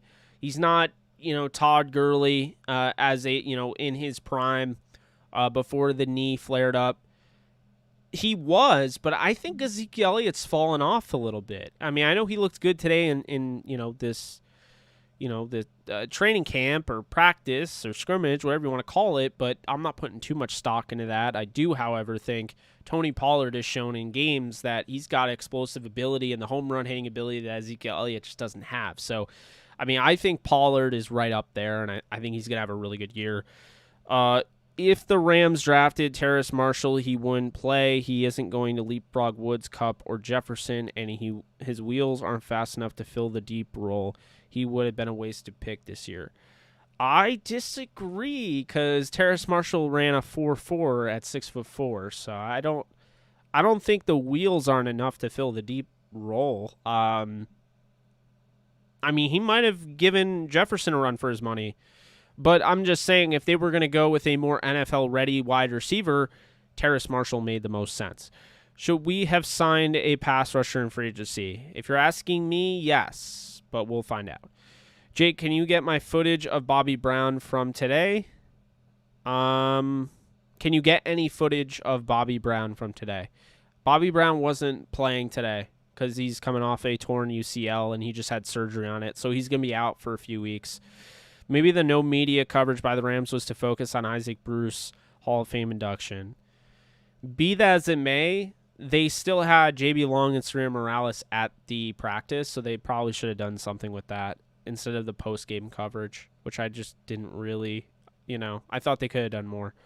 Any buzz about Creed Humphrey from the Chiefs? I haven't heard anything, but again, it's not really an offensive line type of, this time of year, you don't really hear about the offensive linemen. You hear about guys that can help you win your fantasy league. So you're going to hear about Marquez Callaway with the Saints, or you're going to hear the thing that you heard with John Gruden's, comparing Bryan Edwards to Terrell Owens over in Vegas. You're not going to hear about offensive linemen because that doesn't generate headlines. So it's hard to really say. I haven't heard anything bad about him, but I haven't heard anything, good. Micah Parsons going to be a problem. Yeah, he's going to be a good player for sure. I hope Bobby Brown is a SJD replacement. Is not an SJD replacement. Me too. How old is Zeke now? Zeke is still young. I think he's like 26 years old. That's one thing I'll say with Zeke Elliott is that he is still relatively young. I'm looking at it right now. Let's see what we got here. He is 26 years old. He turned 26 July 22nd, so he's a young 26. We'll give him credit there. Both SJD and A'Shawn Robinson will be free agents after the season, so Brown was drafted to replace at least one of them for sure. The team won't be able to keep both. You are correct on that, Renee.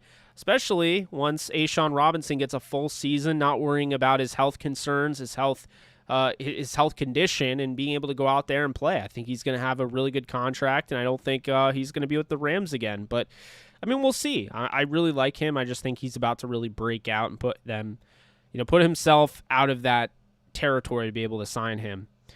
My guy Pollard and Zeke are not on the same level at all. Zeke has been a top 5 rusher the last 3 years. He had a terrible O-line this year, like 3 strings.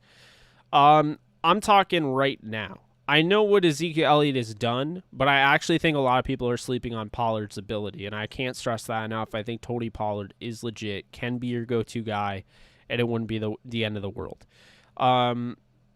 It was Serena Morales' last day with the Rams today. Anyone know where she's going? She's going to Bally Sports. She posted that on Twitter.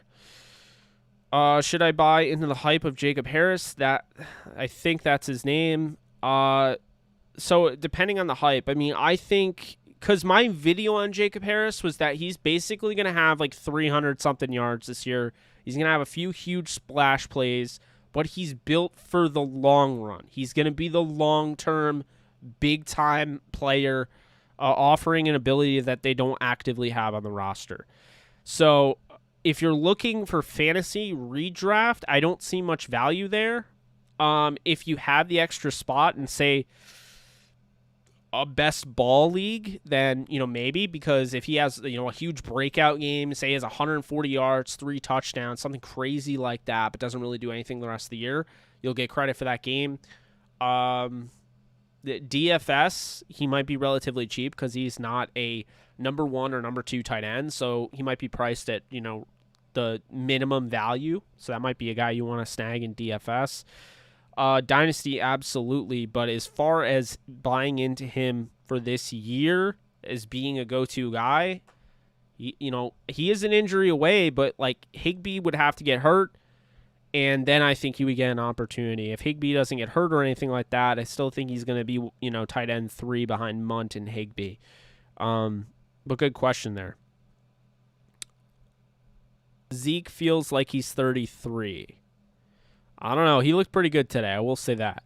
Except Penei Sewell, he is getting talked about. That's true.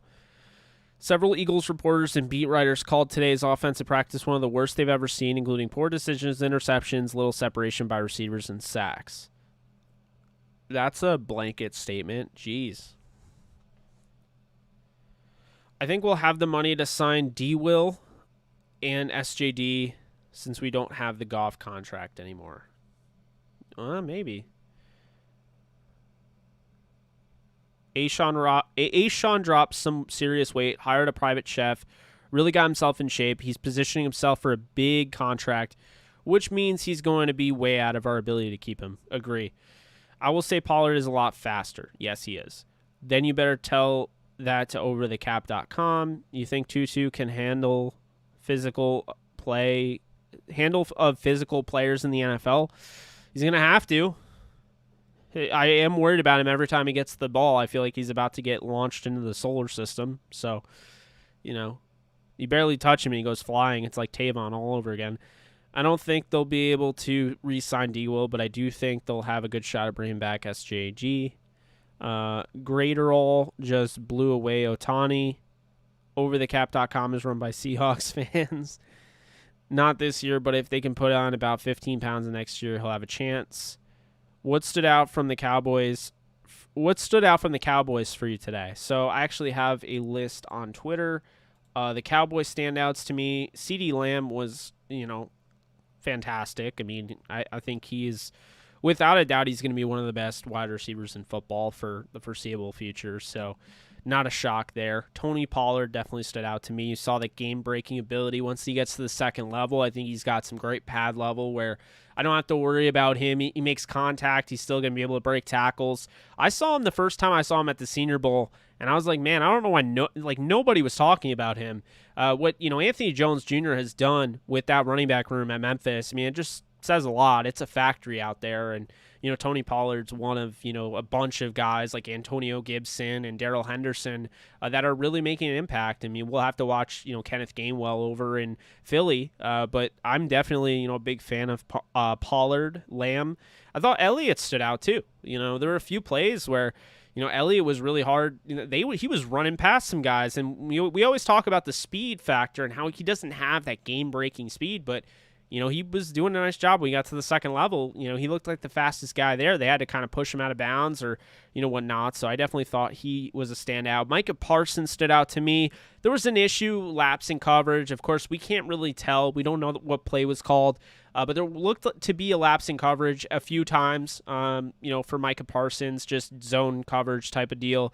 But when, you just let him pin his ears back and rush the pass, a rush to the passer, I think that's when he's at his best. It's why when I graded him as an edge defender, I didn't have him as an inside linebacker. A lot of people know that have been following my content. They know I said from the get-go, Micah Parsons is a pass rusher in this league. And the Cowboys are going to be a hybrid team with him. They're going to use him in coverage. They're going to use him, as an inside linebacker. They're also going to use him, isolate him as a pass rusher. I think, to me, he's a pass rusher. I'm not going to hate on them for trying to, get multiple values out of him, but he was definitely a standout for me. And then Trayvon Diggs. I mean, hell of a day for him. Made a few huge plays. Had a good one on Kupp. Had a good one on Woods, from what I remember. And then, had some really nice coverage on Deshaun Jackson. Trayvon Diggs is the man, and he's going to be a guy that we'll have to watch moving forward. But those were, a few standouts from, the Cowboys today. Obviously, Michael Gallup making that catch, basically perfect coverage by Darius Williams, and he's still able to make the catch. Back shoulder fade in the end zone was really impressive. I thought you saw some good things out of the tight ends. I think they're very, very happy to have Blake Jarwin back for sure. Dalton Schultz. Those are some interesting guys, especially in fantasy. I think they're both going to be sharing time. But they're very happy to have Blake Jarwin back, who missed all of last season practically. So having him back is going to be huge for them, and he could be in for a really good year. Might be a sleeper tight end pickup in fantasy. Let's see. Where was I at?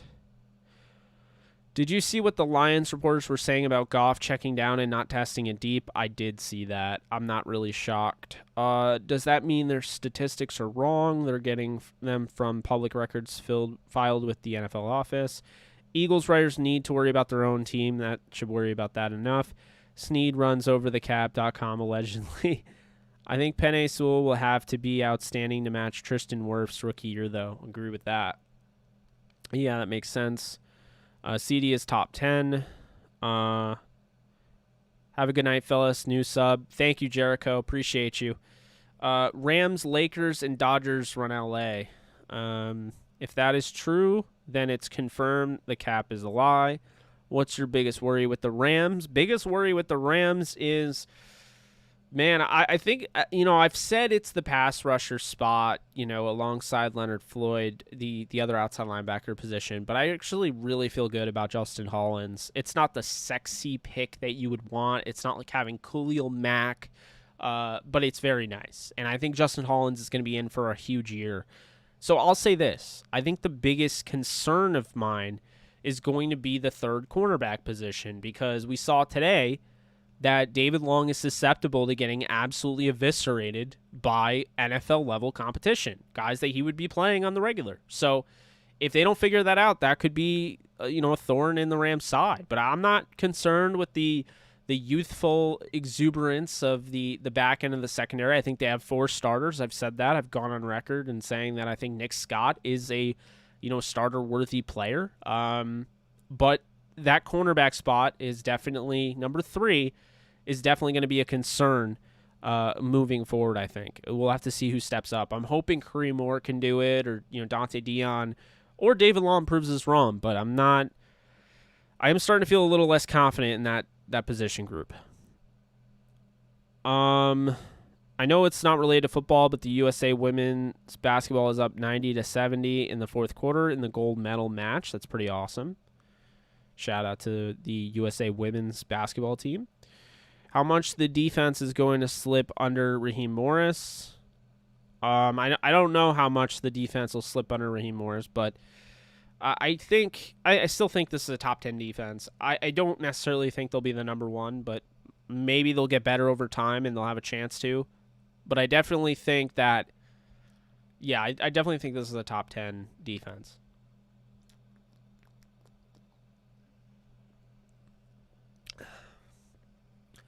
Let's see.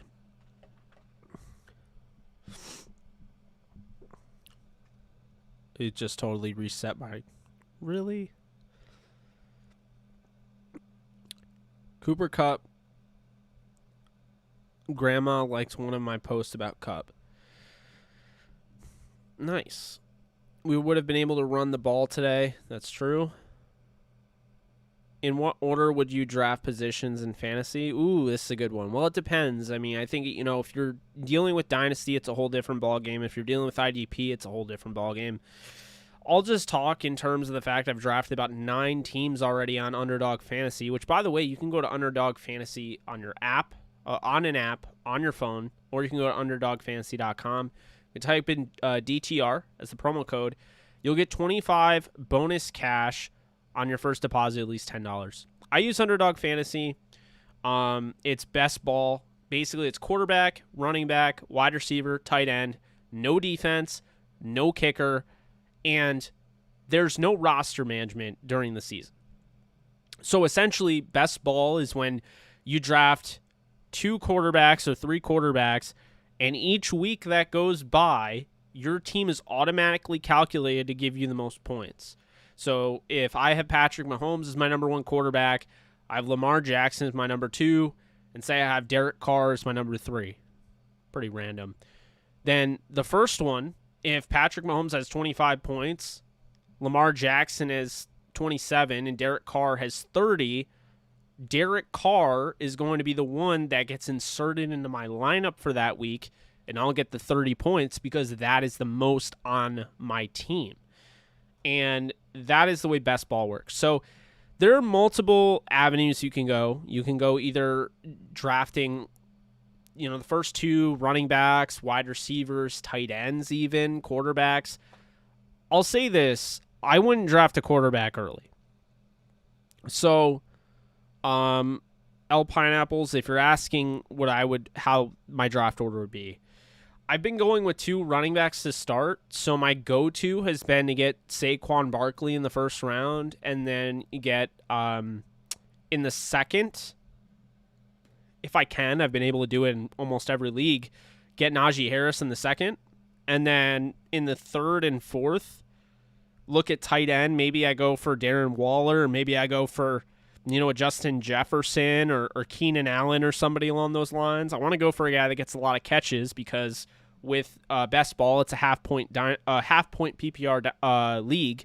So that's something to keep in mind. But, with the quarterbacks I've been going with, I could just go through it right now. I have my phone here. I have my exposure list. So I'll just put that up. Yeah, so I've done 9 drafts, and I've gotten Najee Harris in 88% of them. I've gotten Giovanni Bernard in 88%, Jamar Chase in 88%, then I have Gerald Everett, 55, Joe Burrow, 44, Rashad Bateman, 44, Anthony Ferkser, 44, Russell Gage, 44, Matthew Stafford, 33, Aaron Rodgers, 33, Deshaun Watson, 33. So, yeah, basically, I've done a lot of these so far. I think the quarterbacks that I've been able to get the most: Burrow, Stafford, Rodgers, Watson, Roethlisberger, Herbert, Jackson, Mahomes, Lance, Murray, Fitzpatrick, Jones, Wilson, and Wentz. Wentz was early on, so don't judge. It really depends on how you want to carve out your roster. When you keep in mind that there's not a ton of tight ends in this league that are elite, and a lot of them are touchdown dependent, it might be worth it for the first time in a long time. It might be worth it to draft a tight end early in the draft, like getting a guy like Travis Kelce or getting a guy like George Kittle or Darren Waller, because those guys are so much better than the next man. The next man is probably TJ Hawkinson, who I love, but I still wouldn't draft him in the early rounds. And for people that are old school like me and like drafting running backs, because, well, let's face it, there's just not enough running backs in this league, enough workhorse running backs, then I would also say this. While that makes sense, I could honestly understand drafting a receiver as long as it's a Devontae Adams or Tyreek Hill. Because if you draft one of those guys, or Stephon Diggs, you talk about the high target rate, you talk about a ton of points, reception-wise, touchdowns, some premium targets, things like that. I definitely think that you could definitely argue that they're worth it. So that's what I would say, L Pineapples, is that, I would probably, my go-to, I'd go with 2 running backs to start, and then I'd look at a tight end in the third round if, top one is available, maybe him, or go with a wide receiver. I don't pick a quarterback typically until later on. So, and then I'll get my 2 and my 3 because I want to have 2 guys that aren't on the same bye, and then I want a third guy just in case that guy has a chance to blow up in certain games. And I've had a lot of fun, by the way, picking Ryan Fitzpatrick, because if you look at Fitzpatrick, he has a chance to have a bunch of those games that he just blows up, and maybe your safe 25 points per game guy, that one week, Fitzpatrick blows up and has 39 points. You're getting credit for the 39 points because it's, best ball. So that's how I do it. Okay, let's go back here. Man, this is a very lively show tonight. I'm very happy to have you all here and doing this, and I can't imagine how this is going to go during the season. I think it's going to be absolute crazy. Not trying to get my hopes up, not trying to be disappointed or anything, but I have a very good feeling that this is going to be a very good year. So I'll say that. Let's see here. The analytics show that we're almost at 2,000 views, which is pretty awesome for this show. So I do appreciate you guys. Have been awesome on this. I think the most viewers we got up to 105 on this show. So for tonight. So that's been pretty awesome. Okay, trying to figure out where I left off here in the comments. We've done a nice job of kind of keeping up with the comments, but YouTube is always a tug of war there and trying to stop me from doing that. Where is... I'm trying, guys. Hear me out. Okay, there we go. Quinn is the DC in Dallas, right? Yes, Nolan. Quinn is the DC in Dallas. Jake... Oh. Okay. Get your running back early. If you're at the back end of the round, go running back to back. If your pick is early in the round, go running back then wide receiver. Interesting. Yeah, I've been going with a ton of Saquon Barkley and Najee Harris. Since Najee, for whatever reason, is being slept on because he's a rookie, I have a lot of Najee Harris here. I have some Joe Mixon. I have some Austin Eckler, Alvin Kamara, Saquon. Darrell Henderson's been going pretty early in my leagues. I was able to pick him up in a few.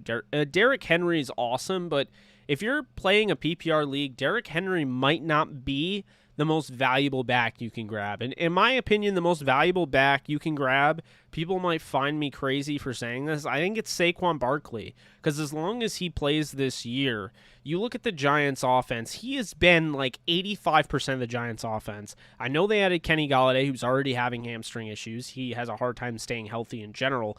But you have to keep this in mind. Saquon Barkley wasn't even used last year. They almost made the playoffs. So, because he was out for the whole year. As long as he's back for week 1, he's going to be in contention, and even still, he's going to be in contention to be the highest scoring player. I have him as the highest scoring, and I predict Najee Harris is going to be the second highest scoring. Think Todd Gurley's rookie year and then some for Najee Harris. He's going to have an opportunity, about 300 touches this season in an offense with a ton of weapons around. I think he's going to have a great year, but that's what I would say in that regard. Let's see. My biggest worry for the Cowboys is the swing tackle position. I get that. That does make sense. There's just, there's not a ton of depth there. I'm sure they're a team they'll look when, free agency comes around, when all the cut days come around. I think they might pick up a few guys to try and, fill that out. Hollins will be fine. He was starting to heat up last year. I do agree with that. Can grab another free agent. DB. Yeah. Honestly, would have loved for the Rams to go out and, how I said my biggest concern is cornerback 3? Would have loved for the Rams to go out and get Brian Poole like I asked them to do 20,000 times this offseason. I think he's a hell of a player and would have been a huge and he would have made a huge impact for the team.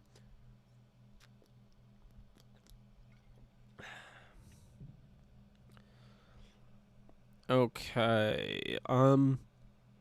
He would say just won it. 7 straight gold medals for the women's basketball. That's crazy. How did Burgess do? Couldn't really see him. I saw him a few times come down, make a nice hit because he can't tackle. So, he made a nice thump or whatever you want to call it, but nothing too major. Ironically, I think the Browns will have the number 1 defense. There's a chance that they do. What are the specific concerns with Morris?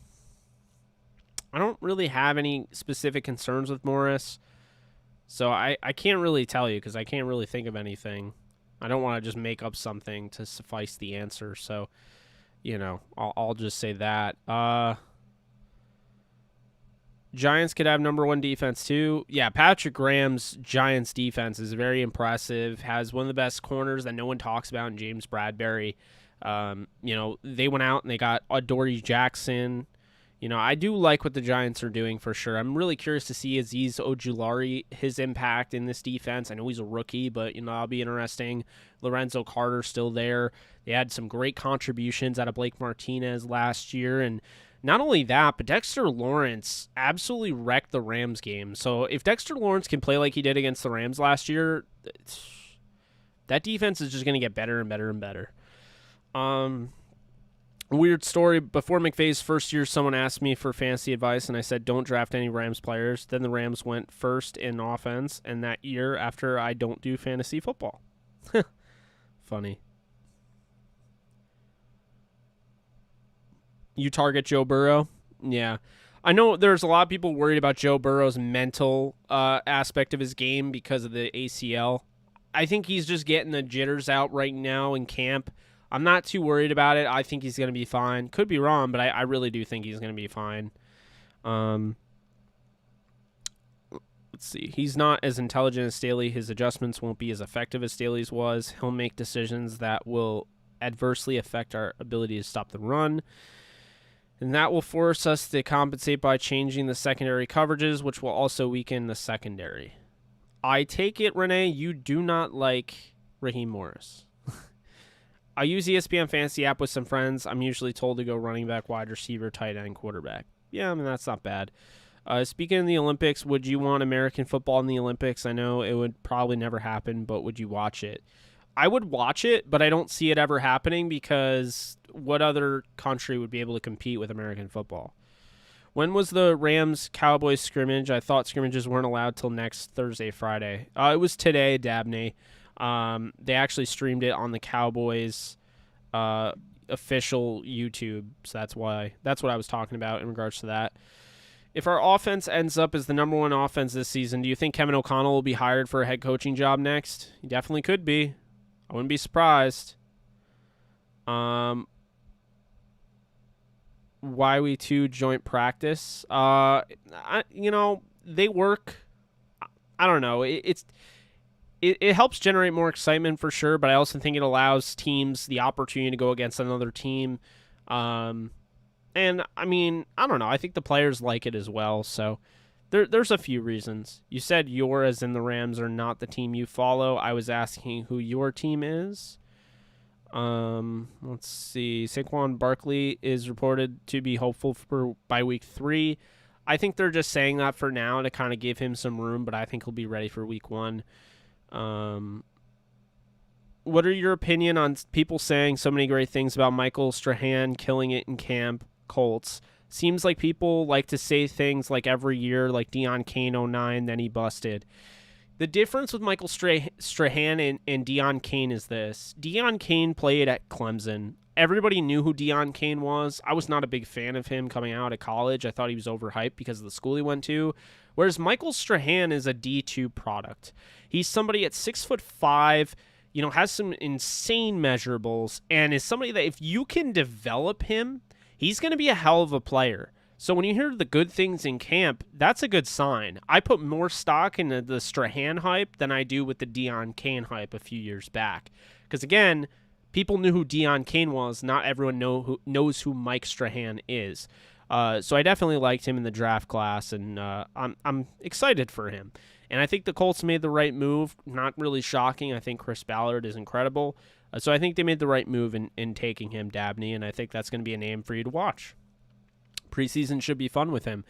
Not sure, we don't have a read on what Stafford's going to do yet. Will he like a certain receiver so much that he keeps feeding him, or will he spread the ball around the field? Yeah, I mean, I think with Stafford, he's just shown you in the past that, he'll have his guys that he likes, but he doesn't have favorites.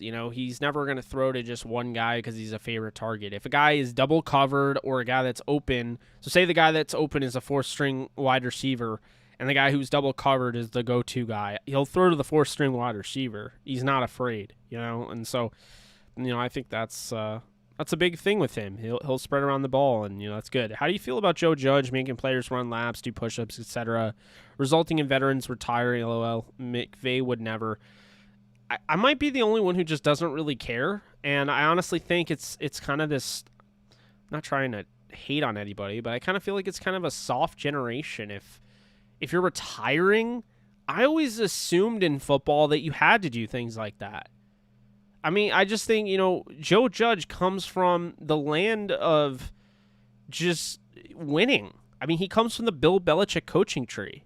I understand Patricia didn't do well, but Flores is doing very well. And I think Joe Judge, he was one win away. He was an Eagles win away from making the playoffs. If the Eagles didn't tank, the Giants would have made the playoffs. So I don't know. I'm not too worried about that. I understand why some people don't like it, but I think Joe Judge is awesome. So I'm gonna take his side on this one, and I'm not gonna take the side. No offense to Kelvin Benjamin, but I'm not gonna take the side of the guy that's considered, one of the lazier players and can't stay in the league. I'm going to take the side of Joe Judge. And the guys that retired, it'd be different if the guys retired were Kenny Golladay and Daniel Jones and James Bradbury, but it's these fringe back end of the roster guys. Would you have everything with the COVID vaccine and everything? I think there's more that went into that than just Joe Judge. I think there's some players that are seriously considering retiring instead of taking the vaccine. Whether you agree with it or not, I think there are players that are actually having that internal conversation inside about that. And so I think that's also another thing that isn't ever talked about, but I think that definitely could have been the case. But you're not going to catch any flack of Joe Judge from me on this channel because I'm a Joe Judge fan. So not going to say anything. I like the old school mentality, type of coach. So I do think Sean McVay's probably done stuff like that before. It just hasn't. He's not in a New York market. You have to keep this in mind with the Rams. The Rams media doesn't push random crap. New York media is constantly trying to get these guys into trouble. Geno Smith was never going to survive with the Jets, and I don't know how Zach Wilson is. I mean, they pick and they claw and they stab at things that just. It's not even news, but they try to make it news. So I'm not going to put too much stock into it, but that's just me. But I appreciate the question, Christian. It is a good question. I just, that's what I would say about that. Apparently, there will be a flag football exhibition game at the Olympics when they take. That's weird. Breakdancing becomes an official Olympic sport in 2024. Anything can happen. He seems to know what his job. Some deep balls need work on. No, it's not that I dislike Raheem Morris. It's that I don't think he's as intelligent as Staley, so I'm expecting some drop-off, but I am hoping the fall-off won't be drastic. I hear you there. Wow, a Dion came name drop. Wow. Thanks, bro. No problem, Dabney. Wow, haven't heard Dion Kane in a long time. A long time. Me neither. Hey, if anyone else can do a $5 super chat, I will match you. You're too kind. I feel you. Joe is fine, coach. I could see Judge doing far better than Patricia. Yes, Judge is already better than Patricia. Some guys are just so good as defensive coordinators or special teams coordinators or offensive coordinators. And some guys just shouldn't be head coaches. And Matt Patricia, who literally went to school 30 minutes away from me, not trying to hate because he's from the area, RPI, but was not a head coach. And it's not just what we know, it's what I've actually found out through other players that played under him with the Lions, who I've talked to. Wasn't a good environment.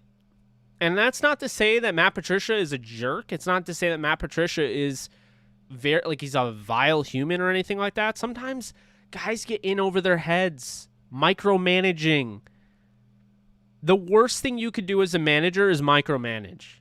That is what deters everyone from wanting to help you out. No one wants to work for you when you micromanage everything. Don't email me 5 times asking me if I did the assignment you asked me to do 30 minutes ago. Because there are managers that do that. And that is the thing. And that is why Matt Patricia didn't work out. He's a micromanager. So Joe Judge is not. Joe Judge just believes in accountability. It's different. Dodgers won but won't gain any ground. Yeah, Vax not fan. I could see Judge. Okay, I saw that. Kelvin Benjamin shake my head. What a waste.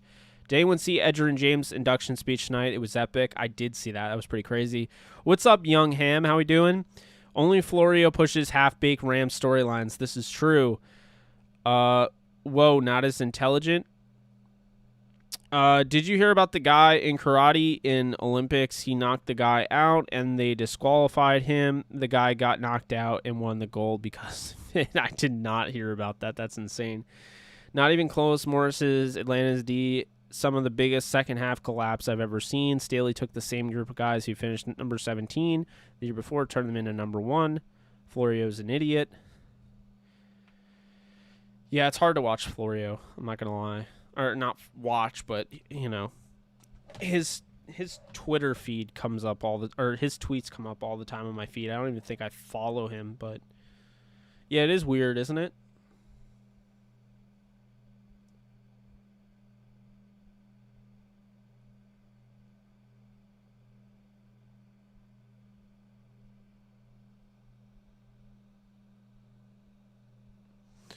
Nate Borkrin was a micromanager for the Pacers. He lasted 1 year. Dude might not ever get a head coaching job again. Was that this year? I remember, what's his name? What was it, McMullen? Was McMullen the Pacers head coach? I don't even remember. Maybe he's the Pacers head coach now. I do not remember.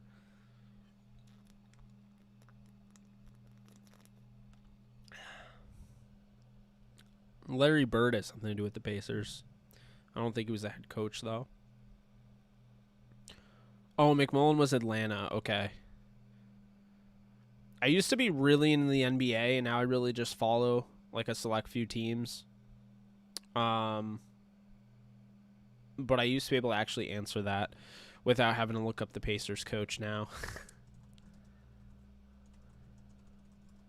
Oh, it's Carlisle. Oh, that was new. That happened June. Okay.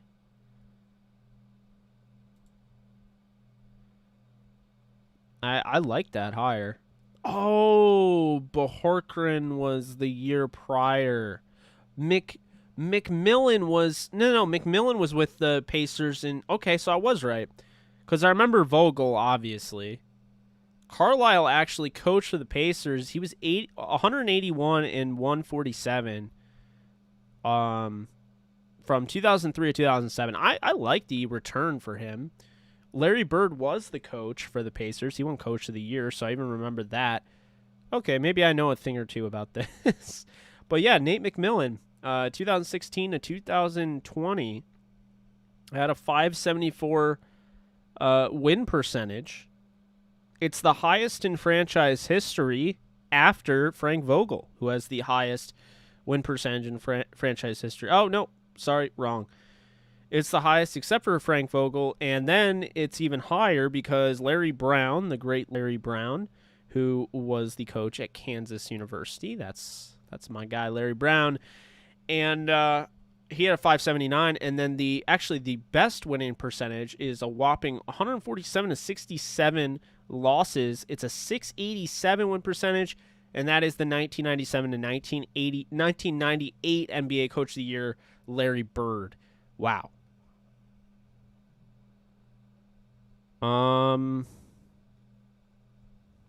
The more you know.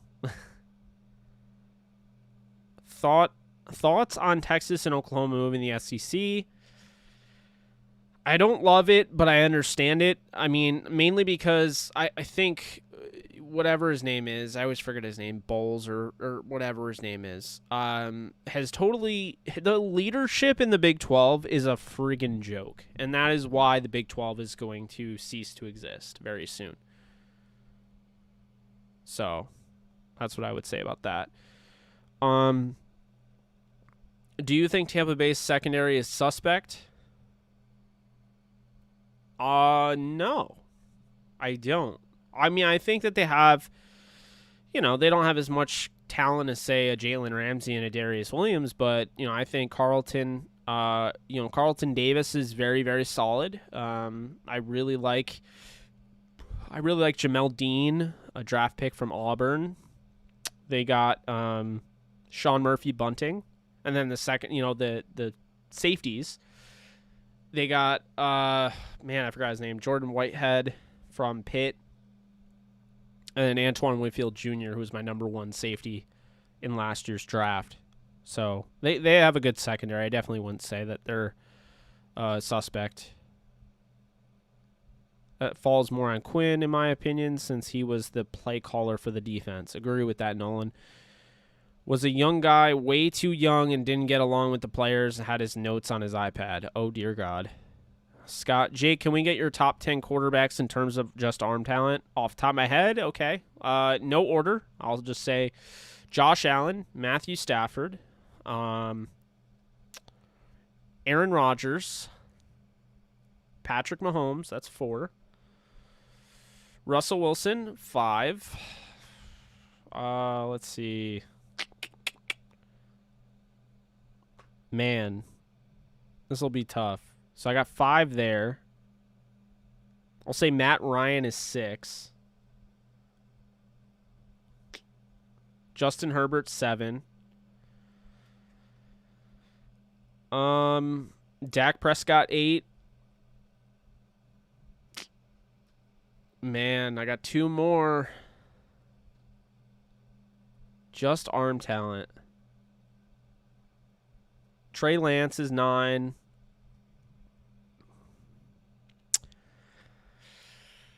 Oh, man, this is tough. I almost want to say Sam Darnold, but I'm not going to.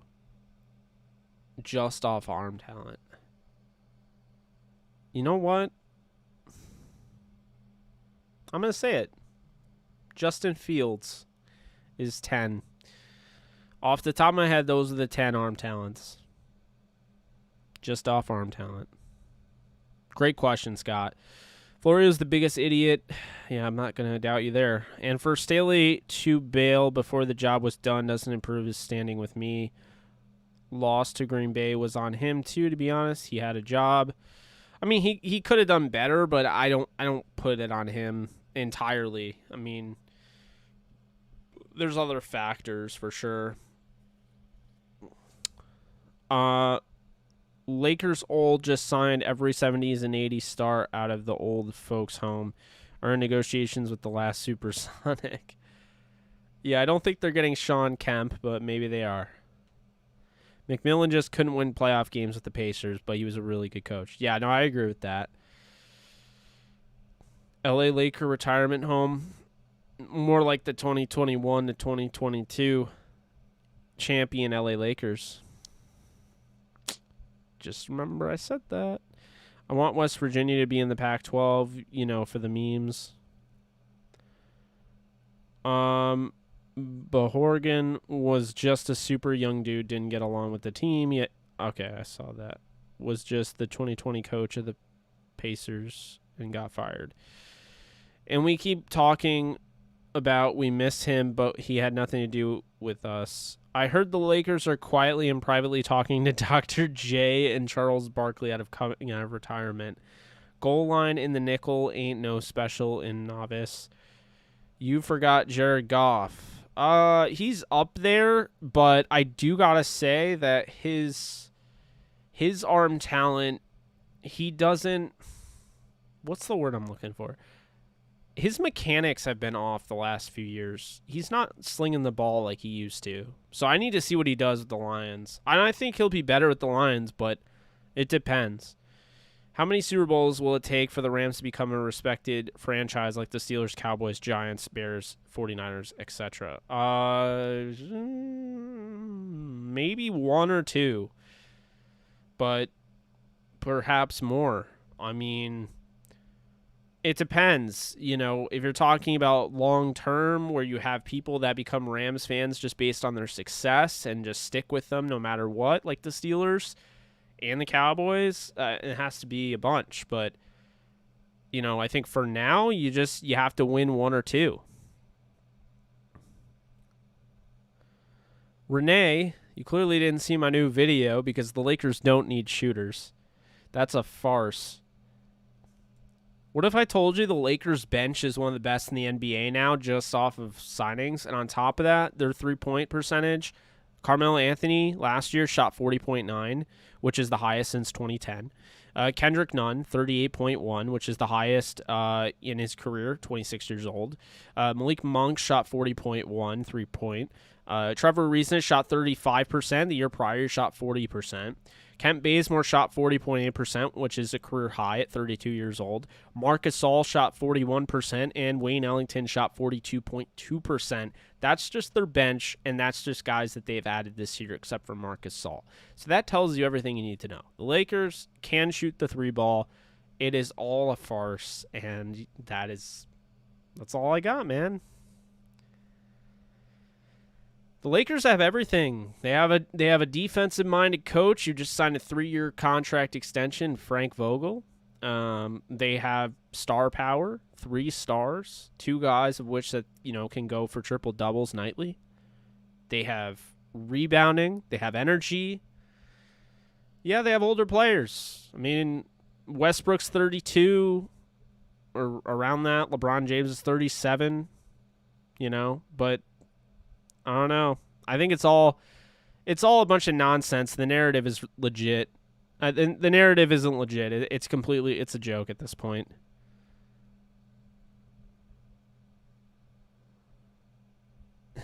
Thanks, Chantry. Thanks for stopping by. Appreciate you. Okay, how many Super Bowls will it... Okay, I saw that. Hey, don't... Okay, I saw that. Do you think the defense was good in scrimmage? I thought they were all right. Cowboys are overrated. Trust me. Seems that way. Nunn and Melo can handle the shooting.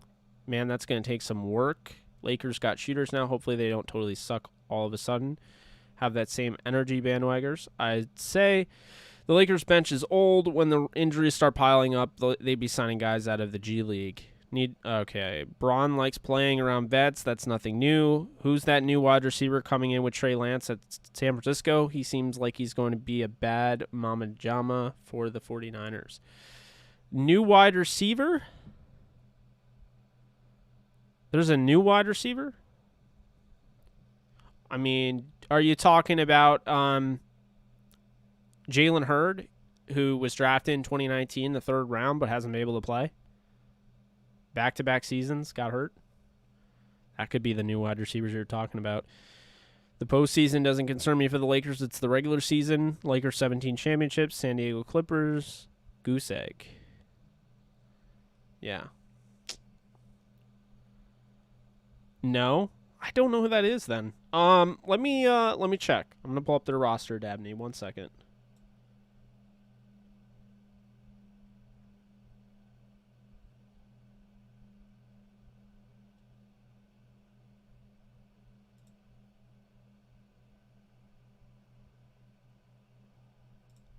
Let's see here.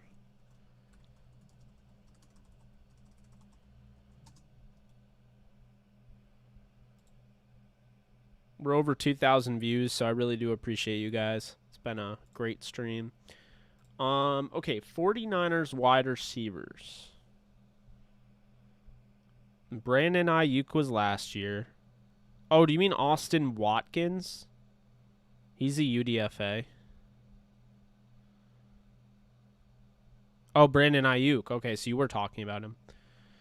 Yeah, I mean, Brandon Ayuk looks really good. Him, Debo, Richie James, Trent Sherfield, who they got from Arizona, Mohamed Sanu, Jalen Hurd.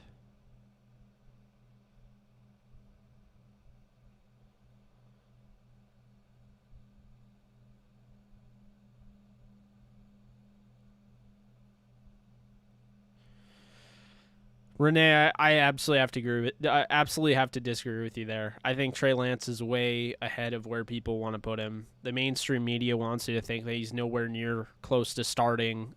He was calling his own plays at the line of scrimmage. He was calling his own protections. Basically, he was doing more than Jared Goff was doing with the Rams last year, and most NFL quarterbacks do. So I think Lance is entirely ready. There are times where, sure, lapses, reading coverages, things like that, he'll get better over time. But I think the worst thing that you can do for a young quarterback like that is bench, especially for Jimmy Garoppolo. I don't care that Jimmy Garoppolo is, 22-8 all time. Jimmy Garoppolo can't stay healthy. And when Jimmy Garoppolo is healthy, he's less than intriguing to me. He's a weak link. He's by far the worst starter on the 49ers, and I don't think it's close. So I would absolutely start Trey Lance over him. And if they don't, they're making a huge mistake. And it's not that they're throwing in the towel. It's that they're actually just making a dumb mistake, and they look at Trey Lance too much as the future and not enough as the now. That would be great for the Rams if Jimmy Garoppolo was the starter.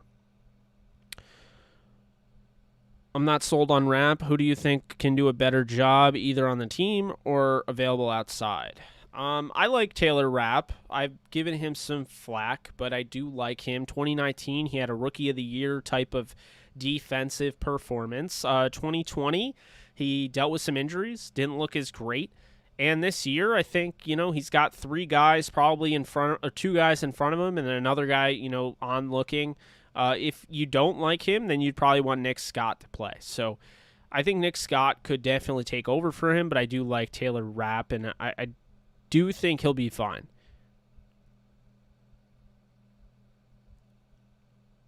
Rank the NFC West teams based on their wide receiver duos: Seahawks, Rams, Cardinals, and 49ers. I think that's probably it. You said duos? Yeah. I mean, it's hard to beat Metcalf and Lockett. Yeah.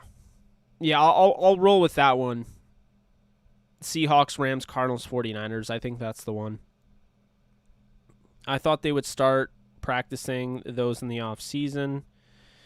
No, it's going to be fairly vanilla until the season starts. So Ayuk was last year. He said today that he came in at the same time as Lance and they live next to each other. Interesting. Yeah, Ayuk was last first round pick, but he did have a few injuries and whatnot, and he didn't play a ton last year, so that might be it. I don't really know, but yeah, he was last year. Not off season, but preseason. Got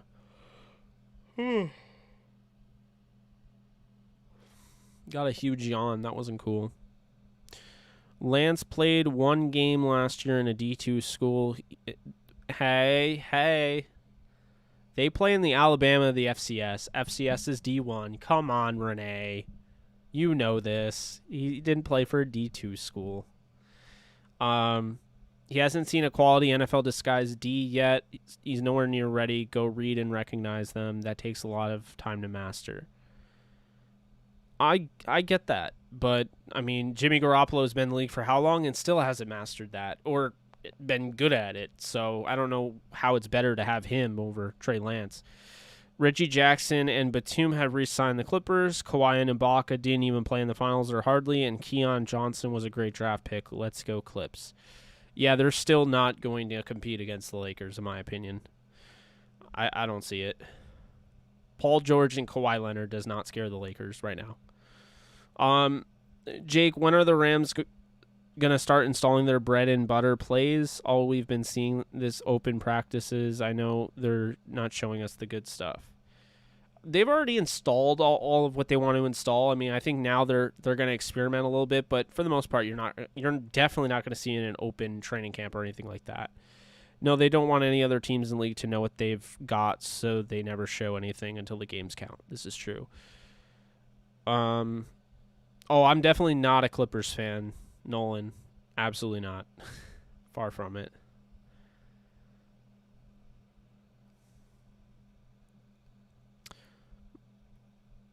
I think it's getting to that time.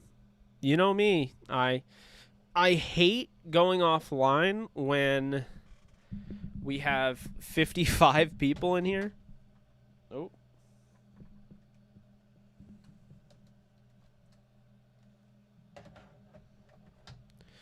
I hate going offline when we have 57 people in here, but I know it's definitely getting to that time. I get tired, yeah. I'll still end up being up super late because I don't really sleep well, but,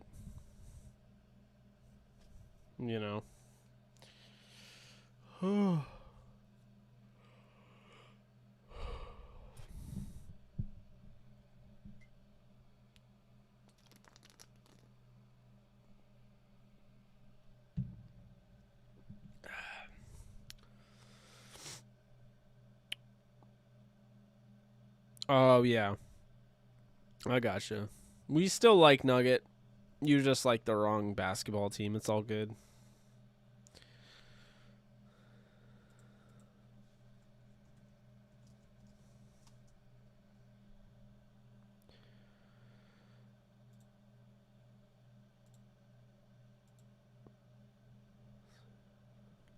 Damn. What a night. A lot of fun.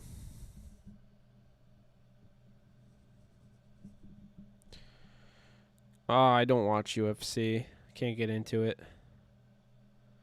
I did see Serena's leaving. Wishing her the best of luck. I wonder who's going to take over for her. I was a really big fan of Danny Kloppinger. I thought she did a great job, so.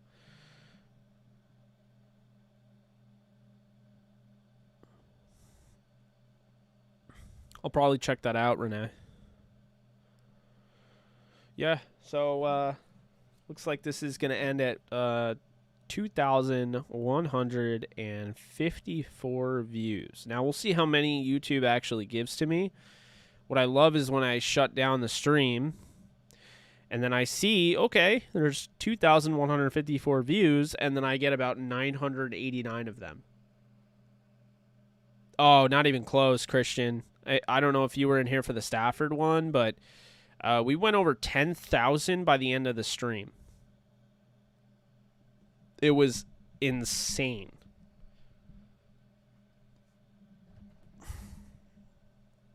Yeah. Yeah, I'm hoping when the season starts it's going to get like that. I mean, I don't know if it will, but maybe it will, I don't know.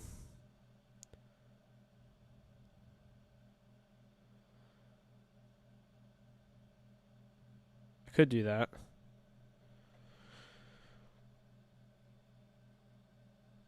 Yeah, the Stafford night was just insane. I mean, I had Blaine on and we were just talking. He was on audio and it was a good time. We were talking about the Senior Bowl because this is the first year I really didn't cover it. I wasn't there. I've been at the Senior Bowl 3 years in a row, and then this past year because of COVID, I didn't go. And just didn't want to. I didn't want to cover the Senior Bowl remote, so I didn't bother. And, Blaine was covering it. He comes on to cover the Senior Bowl. I change everything once the Stafford news broke. Because no one is going to come. Oh, absolutely. Well, that's how the Super Chats started. Because the Super Chats got crazy. Because I had just become, I want to say right around that time, I had just become, what's the word I'm looking for? Monetized. And that's when people started donating to me just so their comment would show up in like big, bold letters and all of that, and I'd be able to see it. So, that was fun. I cannot wait for that. One can only hope that's how the season will go.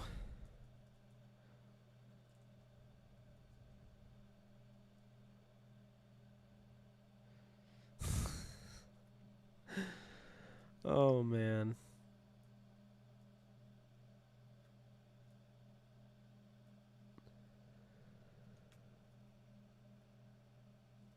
Yeah, it really is.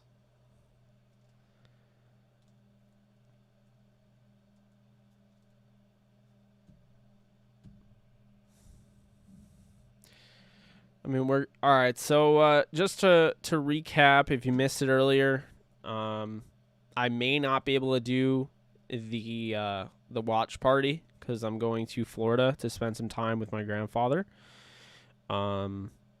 I don't even know how much content I'll put out next week. I leave on Wednesday, so I'll try to get content out, but I'm not really sure how that'll work. So we'll try to get as much content as we can out. I don't know about the watch party because I think I'll be driving back from Florida to New York, but we'll see.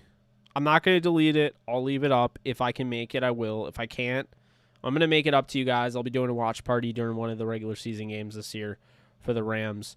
Also, I'll be doing watch parties for all the other preseason games, so the other two. So we'll have that. We'll have primetime games, and of course, we'll have pregame and postgame shows of each game. So I'm really excited about that as well. And it'll all be fun.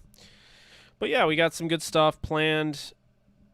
It's just a matter of kind of, at this point, waiting for the season to progress. We're waiting on preseason. I think that's going to be huge. I mean, you guys know, I know what I'm talking about or at least I think I know what I'm talking about for the most part. So I'll be able to actually answer questions on the fly during our watch party for the Rams preseason. So if I miss this one, I'll have two. And then we'll have the regular season. Plan on doing some fun stuff. If you guys don't know, I plan on having a pregame, postgame stream of each game. On top of that, during the week, we're going to have breakdown videos. I'm going to break down different matchups. I'm going to do a full preview. We have content over at Downtown Rams, so you guys will have plenty of Rams content that you can imagine. I mean, you're gonna have it all. On top of it, for those of you that are Rams fans but also like the MCU, I'm going to be covering What If. It's gonna be really hard for me to put out videos on What If during the NFL season, but I promise you I will put out a video per episode reacting to it. And on top of that, we'll react to the movies that are coming out and things along that nature. Got a lot of stuff planned for the channel. Like I said, want to go full time with this. I'm 100% in, all in, serious, what have you. So we're going to try our best to make sure that happens sooner than later. And, man, if we could do it by the end of this season, that would be freaking awesome. But if we can't, then we're just going to look at it as, we'll do it next season, and we'll keep striving. As long as I continue to have the support and everything, I mean, I don't see how this should be an issue, Our goal is to hit 20,000 subscribers by the end of the year, and, we'll see if we get there. It's not a guarantee, but I like setting goals that are kind of crazy, so to speak. But I'm feeling pretty good, guys. I don't know about you, but I'm feeling pretty good about the channel. I'm feeling really good about the Rams. I'm going 15-2, winning the Super Bowl, and having Stafford as the MVP. Whether you call me a homer or not for that, I mean, I just think, I think the Rams and Chargers are going to meet in the Super Bowl. It's going to be an all-LA Super Bowl. It's all pretty nice. It's been a good year, guys. I mean, there's bumps in the road, and there's a lot of stuff going on that I don't talk about, which relates to my family. But, for the most part, trying to stay positive. It's been a good year. Getting verified on Twitter, my personal and Downtown Rams, was huge, and I think it'll continue to be huge, and it'll be even huger when the season starts. Getting the 6,000 subscribers on this channel, and really on a rapid pace to get to 7,000, maybe by the end of August. It's been really cool. So I cannot wait to see what the future holds. I appreciate you guys spending your Saturday night with me. I'm so bad at these outros, man. I'll just keep going, so I just have to cut it off. But yeah, I appreciate you guys. I'll try to get as many videos out as I can before I leave. Yeah, if you guys like this, be sure to subscribe. Hit the like, please, if you haven't already. It does help with the algorithm. It'll push this thing out. It'll let people see it. It'll go to the recommended section on YouTube, and they'll just see this, and it'll work. But if you already hit like, then really appreciate you. If you want to have more of an input on this channel and so forth, be sure to hit the comment section as well. As if you want to become a platinum member of the channel, it's $4.99 a month. Let me know. There should be a link in the description to become a channel member, platinum member. But if you have any questions, you can DM me at JKBogan on Twitter. I love you guys. You guys take care, be safe, and I will talk to you guys soon. Later.